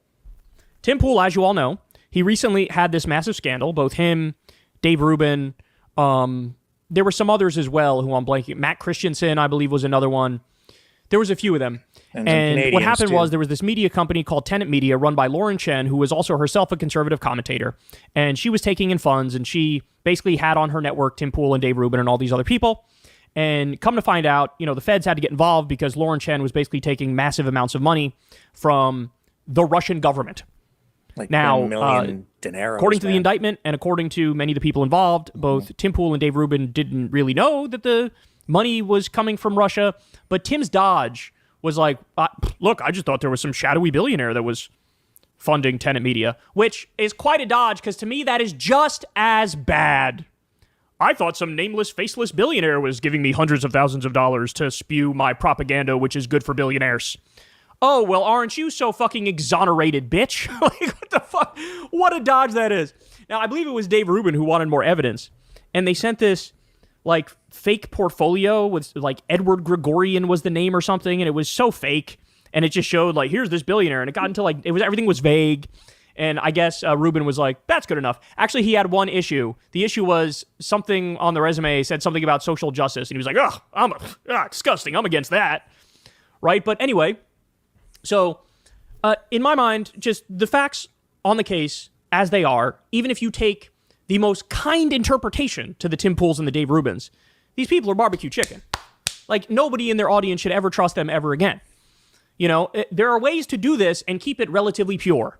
The way to do it and keep it relatively pure is what? Small dollar donations from the audience. We have a Patreon. We have a Substack for Crystal Kyle and friends. Small dollar donations. People give $2 a month, $5 a month, $7 a month, whatever it is. That's what keeps the show going. Outside of that, I just have the default ads on YouTube, which I have nothing to do with. There's a giant buffer between me and the ad team. I'm fine with that ethically as well, right? That's all. Anytime you start talking to advertisers, you start talking to big money interests, things get fucking squirrely, dog. Because then you have all these bad incentives, and you end up in the same place mainstream media is in. Okay. Now, having said all that, Tim Pool has been nothing but rewarded for being a fake independent media hack, a new corporate media hack. Why? Because in the age of Trump, they just want people who are going to suck them off, right? That's why you have Newsmax, One America News Network. You have all these freaks and weirdos and losers who go in there, Mr. Trump, how is your golf game so good, sir? You won the tournament, I heard. That's amazing. Did you have fun, sir? How are you so good at keeping the gangsters and thugs and criminals out of the country, sir? Like, we've seen it. We've covered all this. Sometimes it was so humiliating. Even Trump seemed to feel like, a little too much. You're pouring it on too heavy. But so Tim Pool comes to the White House. You ready for this? He gets the first question. Yesterday? I think it was yesterday. To the White House press secretary. This is what I mean. This gives a bad name to all of what people view as new media or independent media. Again, he's not that, but that's how people broadly categorize him. It's true. This gives a bad name to all independent media, new media. It is now official. So-called independent media may be worse than mainstream media. Look at the sycophantic, ball-coddling ass question he asked. Ready? Many of the news organizations that are represented in this room have marched in line.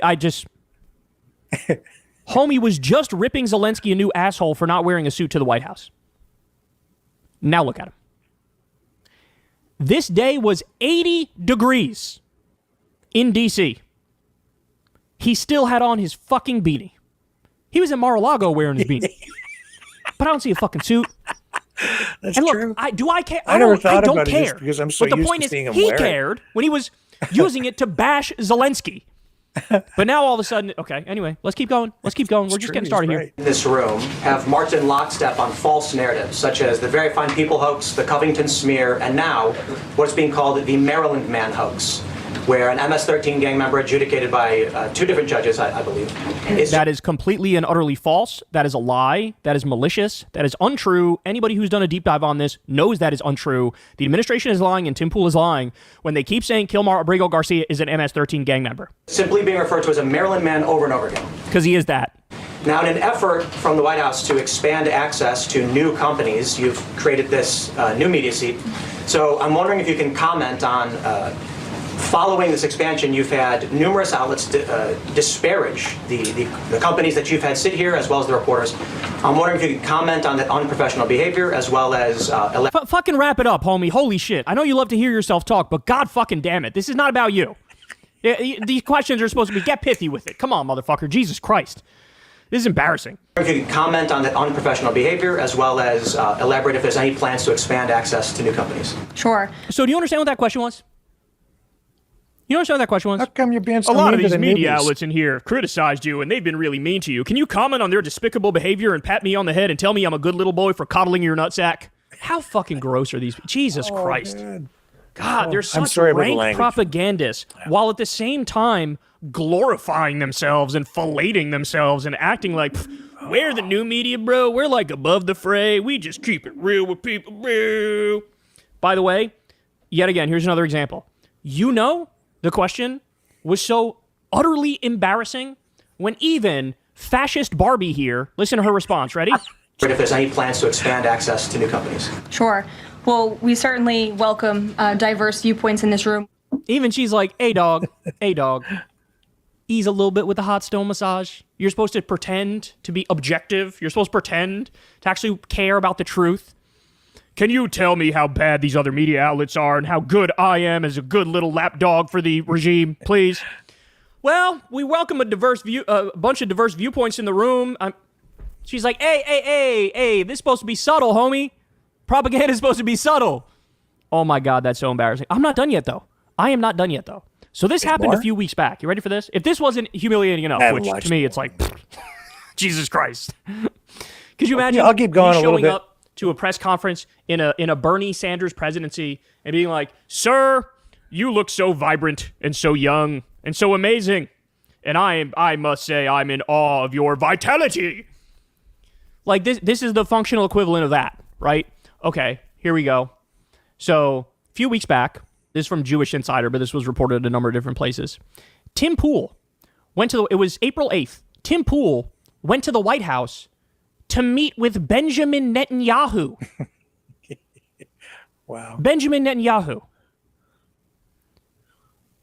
Now, you would think a smarter person would go, why does this guy want to meet with me? And is this really a good look for me to do this? Not Tim. Oh, not Tim. Here we go. Israeli Prime Minister Benjamin Netanyahu tried to push back against anti-Israel trends in the right-wing media world by holding a briefing on Monday in the Blair House for podcasters and other media figures. Sources in the meeting told Jewish Insider on Tuesday. Okay, you can go to his channel and watch the rest if you want to see it. That's the Kyle Kulinski show. And yeah, I think he's got some good points, man.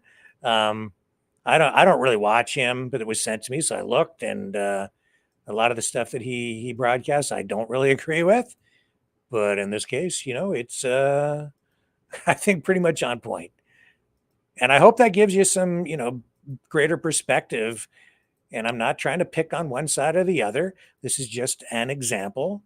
It goes on all over the place. I think, though, in Canada right now in particular, the conservatives are sort of dominating the independent, the social media blogosphere, while the liberals, I think because they do have a little more sympathy and alignment with the mainstream media, but not entirely.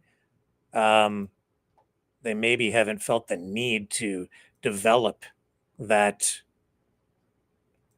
social media network to the same degree. So I think it's hurting them in this election, because we've seen just in the past few days, the conservatives really close that gap and narrow the race in the Canadian election. Now, Kyle Kulinski was making reference to the situation in Ukraine, and I can tell you that things on the effort to bring peace kind of, well, sort of fallen apart. I don't think it's honestly that big of a surprise, because what are we seeing here? We're seeing the Trump effort, which was supposed to be so successful that he would end the war in 24 hours upon taking office. Just, it hasn't happened. It's a bunch of bunk. And so today, we've seen that this latest round of this effort to bring peace through these talks, I believe in London, have basically fallen apart. And President Trump, let me see if I can find you his post slamming Zelensky, of course, because he can't accept responsibility himself. And so it looks like his team has basically thrown up its hands and walked away from these peace talks. Now, the feedback coming out of Europe, a lot different than what's coming out of the White House. Here's Trump's post on Truth Social. Ukrainian President Volodymyr Zelensky is boasting on the front page of the Wall Street Journal that Ukraine will not legally recognize the occupation of Crimea. There's nothing to talk about here. That was the quote from Zelensky. Ukraine will not legally recognize the occupation of Crimea. There's nothing to talk about here. And Trump goes on and says, this statement is very harmful to peace negotiations with Russia, in that Crimea was lost years ago under the auspices of President Barack Hussein Obama and is not even a point of discussion. Nobody is asking Zelensky to recognize Crimea as Russian territory. But if he wants Crimea, why didn't they fight for it 11 years ago when it was handed over to Russia without a shot being fired? The area also houses, for many years before the Obama handover, major Russian submarine bases. It's inflammatory statements like Zelensky's that makes it so difficult to settle this war. He has nothing to boast about. The situation for Ukraine is dire. He can have peace, or he can fight for another 3 years before losing the whole country. I have nothing to do with Russia. But have much to do with wanting to save on average 5,000 Russian and Ukrainian soldiers a week. That's whatever, who are dying for no reason whatsoever. The statement made by Zelensky today will do nothing but prolong the killing field, and nobody wants that. We are very close to a deal, but the man with no cards to play should now finally get it done, in all caps. I look forward to being able to help Ukraine and Russia get out of this complete and total mess that would never have started if I were president. Oh, man. Okay. This is a guy who made a promise during the election to end the war in 24 hours. Did not happen because it was just all bombast. And this assertion that Crimea was handed over without a shot being fired, not entirely accurate. Because in 2014, what happened is that Russia, first of all, let's just establish that Crimea has been part of Ukraine since the fall of the Soviet Union. It was before anyway, but was the boundary lines, the boundaries for the country of Ukraine includes Crimea. 2014, Russia invaded and took over Crimea. And it's not that there wasn't a shot fired. There was some armed resistance at the time when Russia annexed Crimea. That was in 2014. The annexation followed a swift, though, and was largely bloodless, led by Russian forces, because they went in quickly, seized key infrastructure and military bases, and there was then a controversial referendum. Sounding familiar? Referendum? Where do they want to have a referendum? Who's pushing for? Are there people pushing for a referendum someplace on separation? Where am I hearing that these days? I don't know. It seems like it's echoing pretty close to home, but I digress. And then Ukrainian forces stationed in Crimea, around 20,000 or so, were caught off guard and faced this dilemma. They could either resist, surrender, or defect. And what happened, if you go and listen to General Wesley Clark, who's commented on this, very familiar with the whole scenario back in 2014, he has said that the U.S. advised Ukraine not to mount a full pushback at that time. He said that the U.S. advising Ukraine against mounting a full-scale armed resistance during the 2014 annexation of Crimea. In his remarks back then, he, following the Maidan revolution and the ousting of Yanukovych, Russia then moved quickly to annex Crimea. And I've heard him talking about it. And he said the reason the U.S. advised Ukraine not to mount a full-scale pushback in Crimea was because the United States wanted to secure cooperation from Russia in the Middle East to make sure that Iran didn't secure nuclear weapons. So they were basically, again, tying not just one, but both arms behind the back of Ukraine so that they really couldn't mount a full-scale pushback at the time. But it didn't mean that they had ceded the territory officially, still recognized as part of Ukraine. But because they didn't push back there, it also facilitated armed conflict up in the Donbass. And then when Trump says that the war never would have started had he been president, the conflict continued from Obama into the Trump administration, which Trump did nothing about. Now, you may recall he did finally send Javelin missiles. That was to address the threat of Russia possibly launching a full-scale invasion of the country above and beyond the civil war that was fueled and armed by these little green men, which were Russian soldiers, not wearing Russian insignia, but now acknowledged even by Russia as having been there.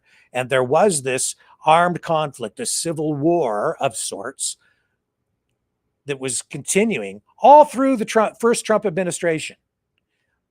The war was ongoing. It started even before Trump took office the first time and continued on through the administration. But the narrative that was spun up at the time was that the Ukrainian government was shelling its own people for no reason. You go back and you find some of these pro-Russia, even pro-MAGA commentators at that time, and that was the way they were spinning it. There was just no reason. They were just doing it because they hated the people there, because they, I don't know, spoke some Russian, because there was a bigger Russian diaspora there, a lot of history behind that, but that is sort of more largely populated by a Russian-speaking population. But that was beside the point. It wasn't for no reason. It's because there was a civil uprising at the time that was facilitated, made possible by Russia, which armed the rebels at that time. So the war was continuing. It was ongoing, and Trump did nothing to stop it during his entire first administration. So this whole idea that there was this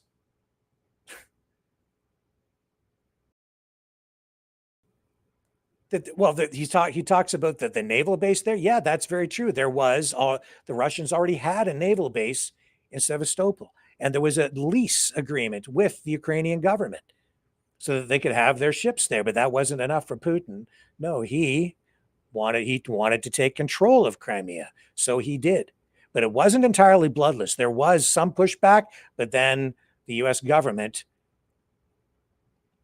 advised Ukraine to please don't, just give it to them for now. And so they did at the request of the US government. But they never ceded the territory. They never said that we're giving it up. They were leaving it for a later date. Now that it's against the Ukrainian constitution for them to accept the terms that have been laid out in this most recent round of peace negotiations, and Zelensky will have none of it, nor will the people of Ukraine at this time. And so you're seeing now this U.S. delegation setting this up really about 3 or 4 days ago, saying that they may have to just give up on these peace talks. It's just too hard. But Trump said it was going to be really easy. And now, of course, Trump really has to save face because he promised the American people that he would just bring this thing to an end. And I suppose he could by just walking away and abandoning the Ukrainians and pulling all U.S. support. And then maybe if there isn't enough support from the European side through the other NATO partners, Ukraine could potentially fall if you pull all of the support from them. And we'll see where all of it goes.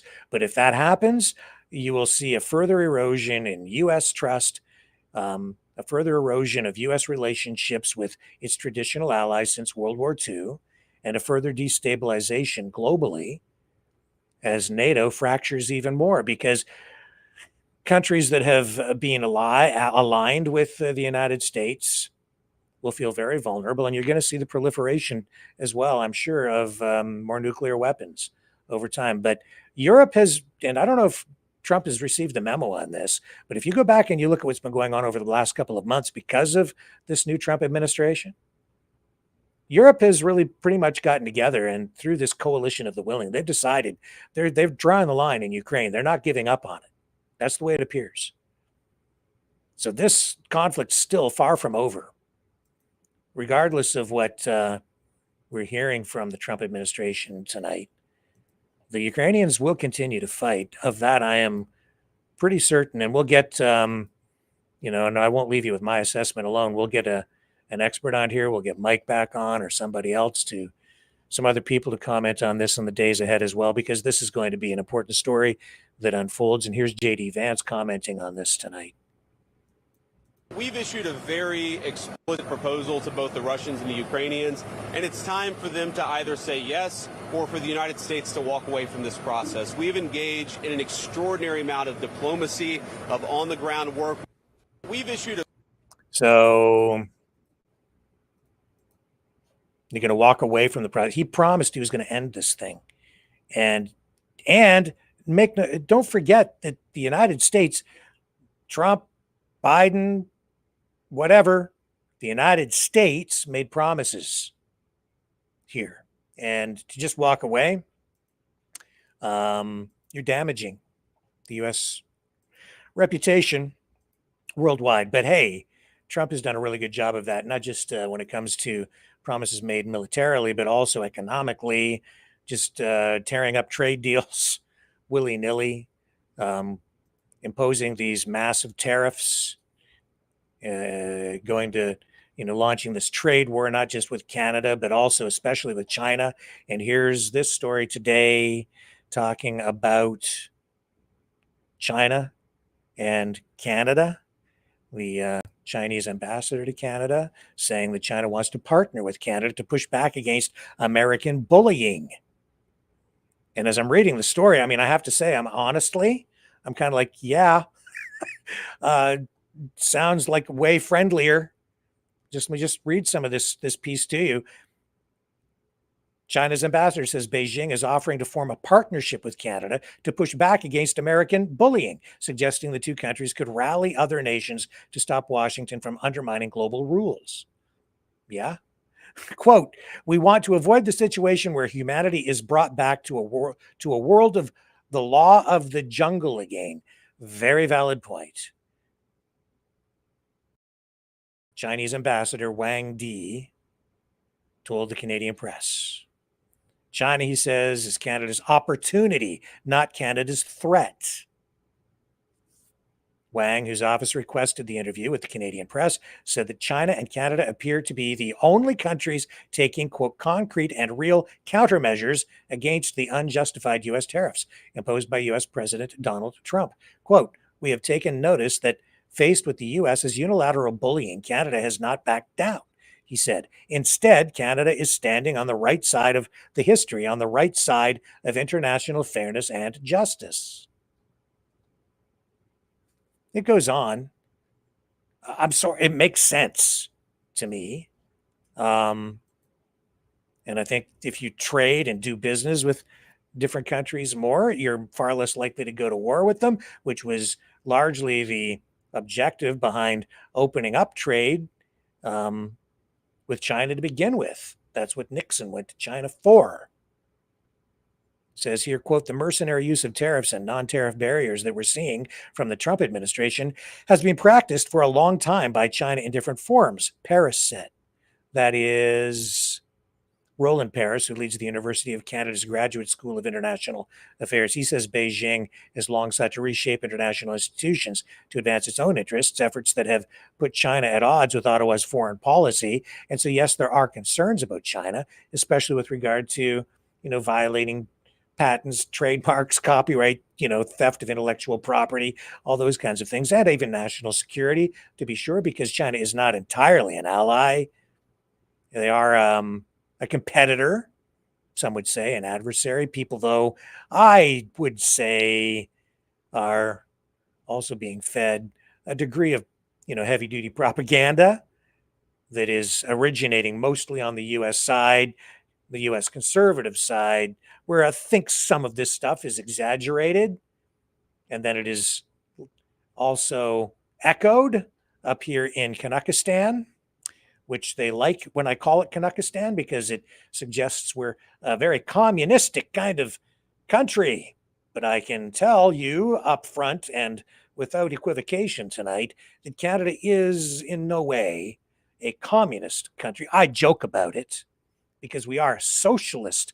We have become a more socialistic country in my lifetime, to be sure, especially since the reign of Pierre Elliott Trudeau, but we are not a communist nation. That being said, I would like to see a future where we get along with both the Chinese and America. And maybe if we can all learn to work together, we can learn to live together. And just remember that there's a war on for your minds. The sharing of biased and false news has become all too common on social media. More alarmingly, some media outlets simply aren't true without checking facts first. Unfortunately, some members of the media use their platforms to push their own personal bias and agenda to control exactly what people think, and this is extremely dangerous to our democracy. In an ocean of lies a century deep, the truth awaits.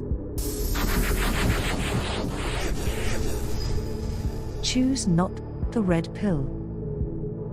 Choose not the blue pill. For both are an illusion. Discover the power of M. The power of individuality. We are mavericks. We are the way to the light. Fear not the storm.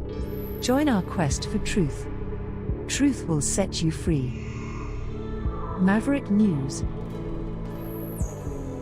The world is watching.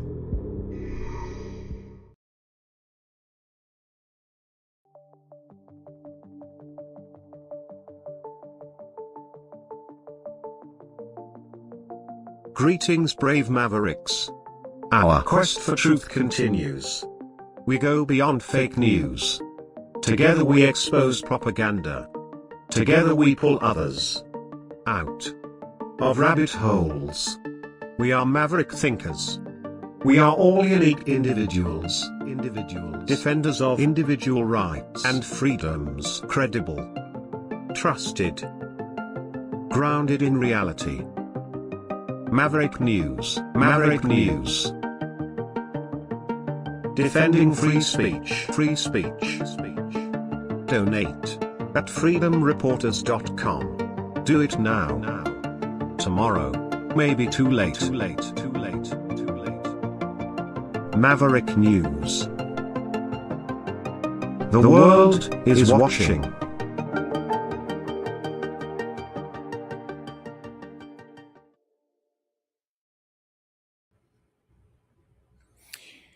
So, I don't know if I don't really do this, but I wasn't sure how I was going to deal with this.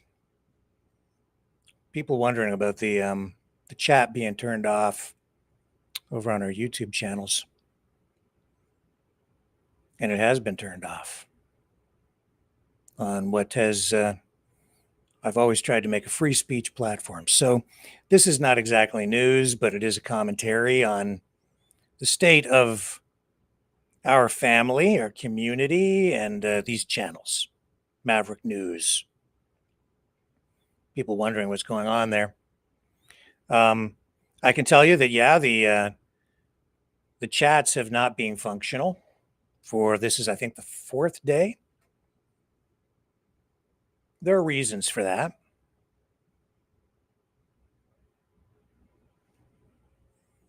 Our experiment in free speech has not exactly been a resounding success. And that's what it has been, because we tried, no rules. And it has been a descent into darkness in many respects. More than that, it's been a disaster on some of the channels, because there's more than one YouTube channel. And I've had 2 channels deleted by YouTube, taken right down. Yeah, just out of the blue for comments made through the channel. I remember just a few months ago, one of the channels, not one of the more popular ones, the smaller channels, backup channels, where stuff had been broadcast, stuff in the chat, and then I was working out of town one day to actually pay the bills here, because we don't get Russian funding or conservative money or anybody's money. We just don't. So I'm, out working, and I got a notification from YouTube, and I thought it was the main channel on YouTube, and it wasn't, thank goodness, where we still have a large following. But then it became apparent that we've just got problems, and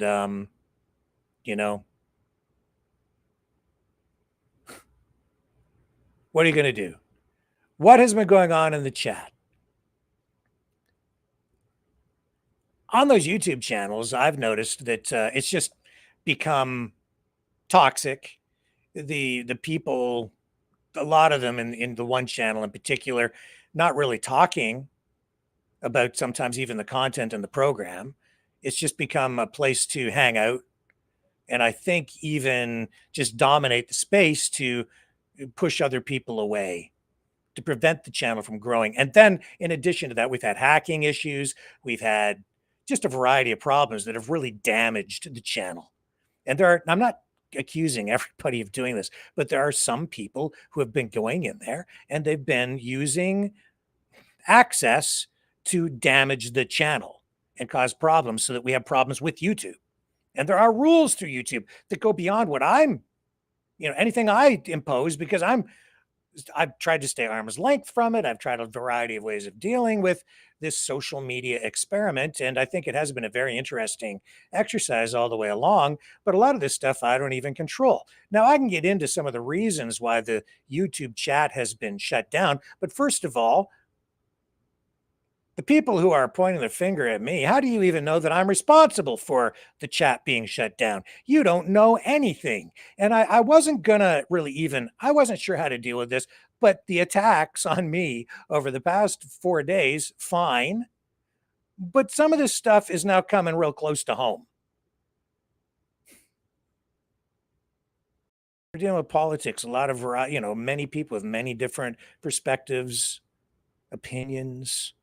No, I'm not going to sit back and let people lie. I'll call out lies, straight up lies when I see it, because I do believe in trying to get people closer to the truth. These are more complex things. But here's the thing. Nobody knows why those chats were shut down. Was it me? Was it YouTube? Was it somebody else? How do you know? Nobody knows. People jump into conclusions. You don't know why. Nobody knows why. And yet I get this text. This from my good friend, and I'm going to name the name because people want to name names. I'm going to name the name tonight because this one really sticks in my craw. Chris. My good friend, Chris, out in Alberta, texting me on my personal number.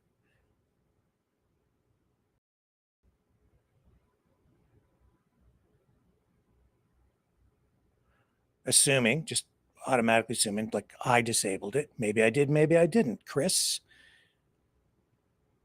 why have you turned off commenting on both YouTube channels? Thought this was a free speech show.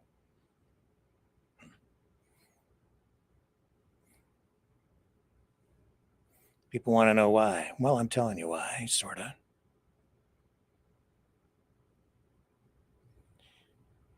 So this goes on over the past couple of days, these messages from Chris, my good friend, who has at times in the past too kind of flip-flopped in that regard. Well, all the best on your show, she says. 3 days you have turned off comments on YouTube. I refuse to watch a program that restricts free speech. Bye. Well, first of all, Chris, I'm sorry you feel that way, my friend. But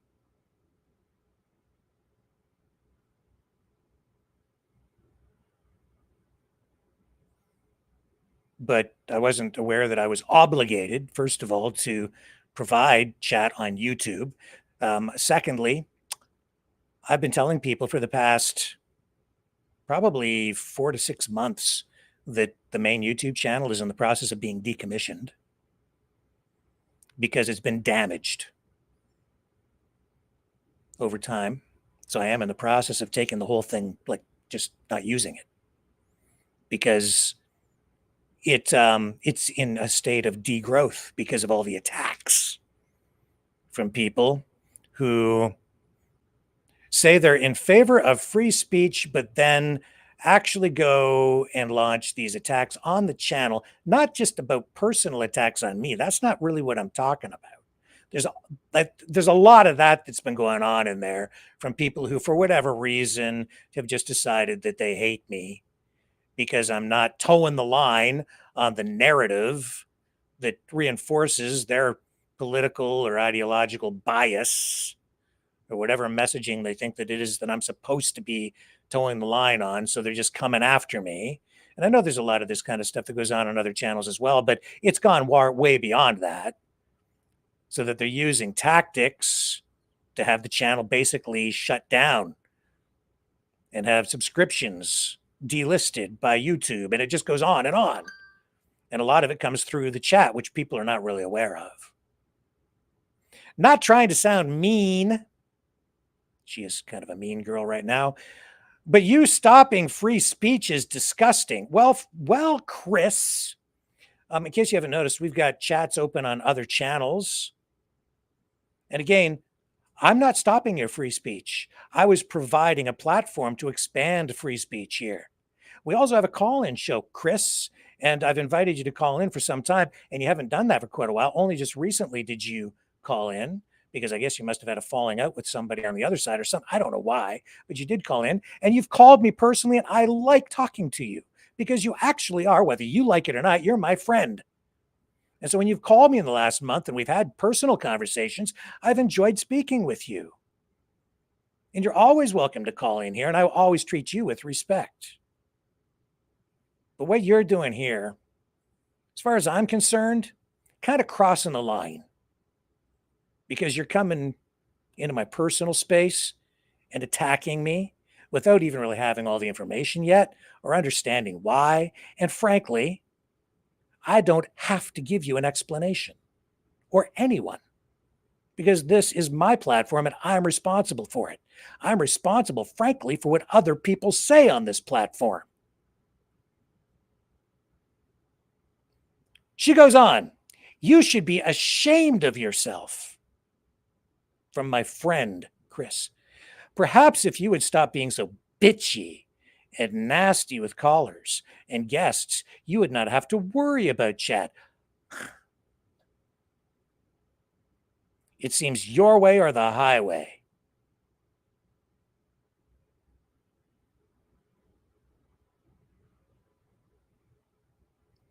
I have had people on this program who are communists. I've had people on this program who have literally flown flags with swastikas on them.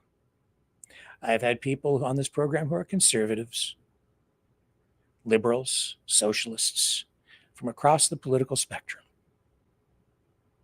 I've had the PPC on here. I've had conservatives. I've had liberals. I've had them all. I've had pro-Trump. I've had pro-Biden. I've had them all. I run the speeches tonight of Poilievre and Carney, mentioning Singh, at least giving him a mention. I've run speeches from him as well. I run it all. But it's my way or the highway? Chris? My friend? No wonder you have less than 150 viewers, if that. Well, we do have considerably more than that if you go and actually look at the stats, Chris. But I'm not in it for the clicks or the ratings. I'm in it because I'm trying to practice actual journalism. But polarization is rewarded by the algorithms on social media. And on top of that, I don't leverage the viewer count with money. I don't buy the views. Nor do I promote it because we don't have a budget to do it with anyway. But you can leverage these channels with paid advertising. You can pay the social media companies to push these videos out in front of people. And you can buy subscribers too. But we don't do that. Because I'm a real person on a real channel and I ain't getting no money. Except from our supporters, viewers, who actually support the channel. And we get the occasional donation. And for that, I am extremely humbled and grateful. She goes on, perhaps look at other podcasters, thousands of viewers. Yeah, I know. We have thousands every night as well. Maybe not hundreds of thousands. I did at one time. I had 150,000 views a night on this channel. But I sacrificed it because I was committed to delivering messaging that was in the public interest, not in the interest of clicks, views, ratings. And that went back some time ago, a couple of years ago. I literally sacrificed the channel. And you may recall the specific time period when that was going on, because it was the right thing to do at the time. You are biased and one-sided lately, and it shows, she says. Colin is a joke. It was better one-on-one, not everyone being attacked by your three minions, Rimby John, Dragon, and Isabel. They're not my minions. They call in to participate in the chat, to exercise their right to free speech. They're welcome to do so, and so are you, Chris. But you don't, because you're a coward. Largely. You only call in when you think that you're going to be in alignment and so that you don't get attacked. And that's where a lot of this is coming from tonight. It's cowardice, because you're afraid of the mob. And you don't have your facts straight. She says, these three don't help your ratings. Yes, they do. They support the channel through their actions, through their contributions, just by calling in and sharing their views and their constructive conversation. They do help. And I value them as I do all the people in our community. Chris, they're good people. They're real people. And that's also what this channel is largely about. I learned a long time ago, practicing journalism, that to tell a real story is to go out and tell the story of real people. Not always politicians or somebody with a high profile or a personality or a celebrity, someone with, getting somebody on your channel who's got a high viewer count, large subscription base. Tim Pool has millions of followers. Let's get him on the channel. Then our ratings will go up. No, I don't always do that. In fact, I kind of go out of my way to talk to real people, ordinary people, to tell real stories about people with real lives so that we understand how people are impacted every day by real world circumstances and the actions of some of these personalities, celebrities, politicians, oligarchs, rich people, people who seem to control things, many of whom aren't even real. They're characters playing a role in our world where you think you know them, but you really only know them through social media. But I want to know more about the guy sitting out in front of the supermarket holding that cardboard sign asking for help. Wondering what's going to happen to him when Pierre Poilievre and the Conservatives sweep to power and empower police to go in and get rid of those illegal encampments. What's that going to look like? I wonder. Will the police be coming to help or hide? I don't know. But it's a valid question, and the person sitting out in front of that supermarket deserves an answer. And I'll be checking in because that's my job, Chris. She says, when you start hating, being bitchy and nasty, time to give it up.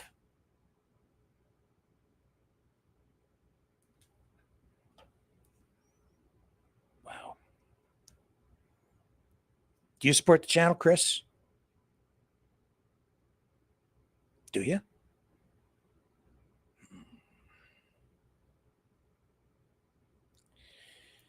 I remember, Chris, when you phoned me as a friend in need some time ago. You didn't know where to turn. And you were part of the Maverick family. You needed help. Who did you call? Me. I'm telling you right now, man, I don't have much to give because I'm not taking anything out of that $10 million tenant media fund. Probably could have. Not here. You came to me. And you know what they say? A friend in need is a friend indeed. And I came and supported you.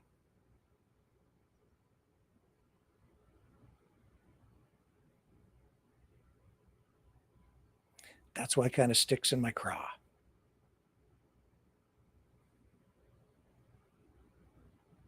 And what's happened here? Attacks.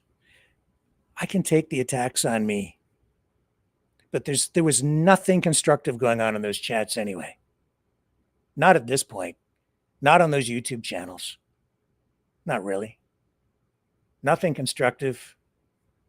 No real discussion about, the issues that we're dealing with here on this channel. You want to know why this channel isn't growing? Why I'm decommissioning those YouTube channels? Because of that reason. The toxicity, certain trolls in there who come in as operatives with a purpose to destroy what we're doing. You know why, Chris? Because I'm not just sitting here as an influencer.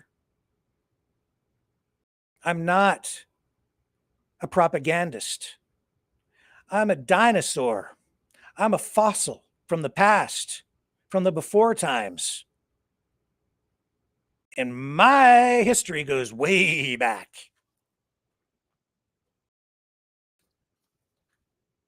Right? I've been showing you this.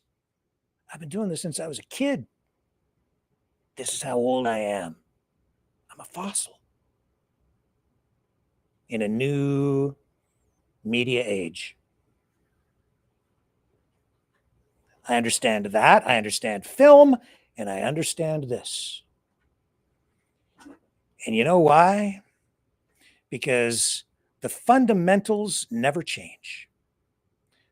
The reason I've survived as long as I have, and I'm old and I'm moldy, but I'm just getting started, Chris. And the reason is I've been able to survive, and that's the key to the whole thing. It's not about ratings. It's not about the clicks. It's not because I'm not a shooting star. I don't have the perfect blonde hair and the perfect makeup. But I have my damn integrity.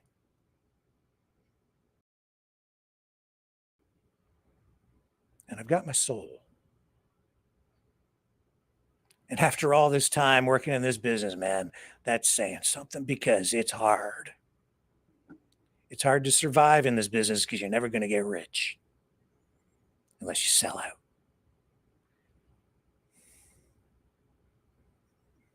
But I've seen a lot of people come.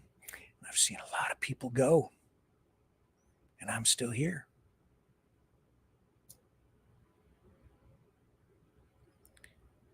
Serving you, Chris, my friend. My message to you tonight, Chris, is don't be afraid. There's a mob out there, and they ain't friendly. And they say they're for free speech. No, they're not. They don't use outright censorship to shut you up and shut you down, but they do use other techniques to intimidate you, to attack you, to destroy you behind the scenes, to damage your channel, to leave you in a state of fear,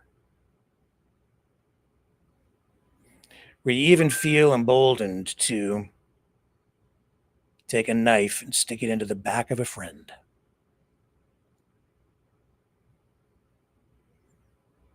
But it's okay. I understand. Because whether you like it or not, I'm still your friend. Because I understand.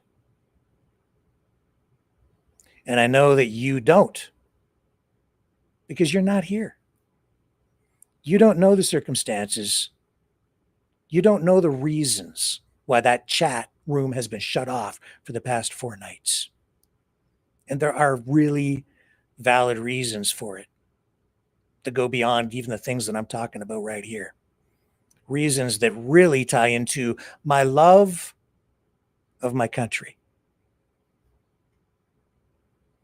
and my dedication to true free speech.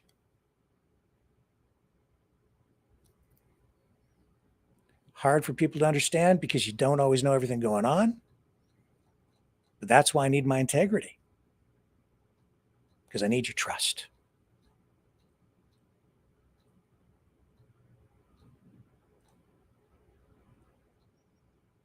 So yeah, what was it that you said there, Chris? And thank you, CBC Brown, for the donation. Truly, truly appreciate it. And what was it that you said? You said, time to, oh yeah, here it is here. This long, long text. Time to give it up. Nuh-uh. No. Still work to be done. This old fossil. Not giving up. I hope you won't either.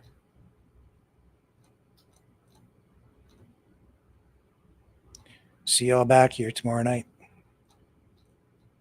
7 p.m. Eastern, on the flip side.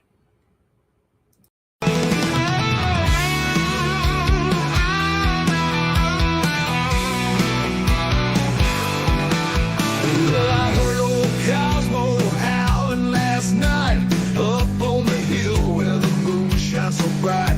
He was singing a tune, lonesome dogs cry about freedom, running and touching the sky. If I leave here tomorrow, would you still remember me? Cosmo's free, running wild, wild as a wind can be. He's a free dog, he's a free dog, he's a free dog. Cosmo's got them paws that just itch to roam. He's chasing his dreams, he's far from home. With a heart full of love and a spirit so free, he's living his life wild and carefree. If I leave here tomorrow, would you still remember me? Cosmo's free, running wild, wild as a wind can be. He's a free dog, he's a free dog, he's a free dog.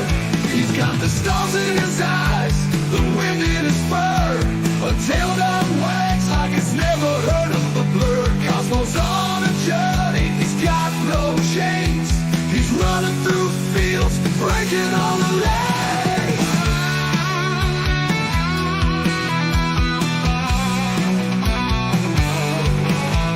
Now the night's getting cold and the sky's turning gray, but Cosmo's still out there, he's miles away.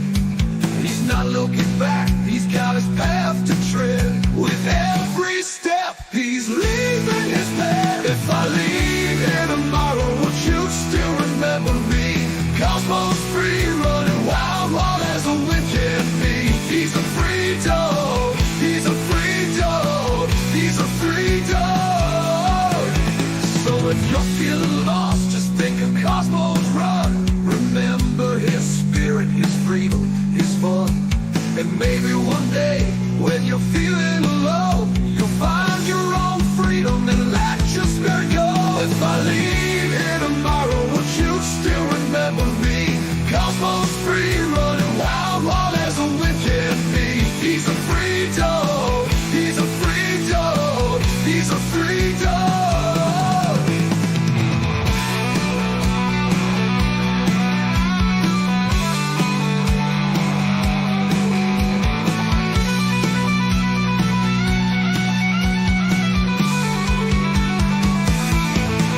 He's got the stars in his eyes, the wind in his fur, a tail that wags like it's never heard of a bird. A heart full of love and a spirit so free. He's living his life wild and carefree. He's got the stars in his eyes, the wind in his fur, a tail that wags like it's never heard a bird. Cosmo's on a journey, he's got no chains. He's running through fields, breaking all the lanes.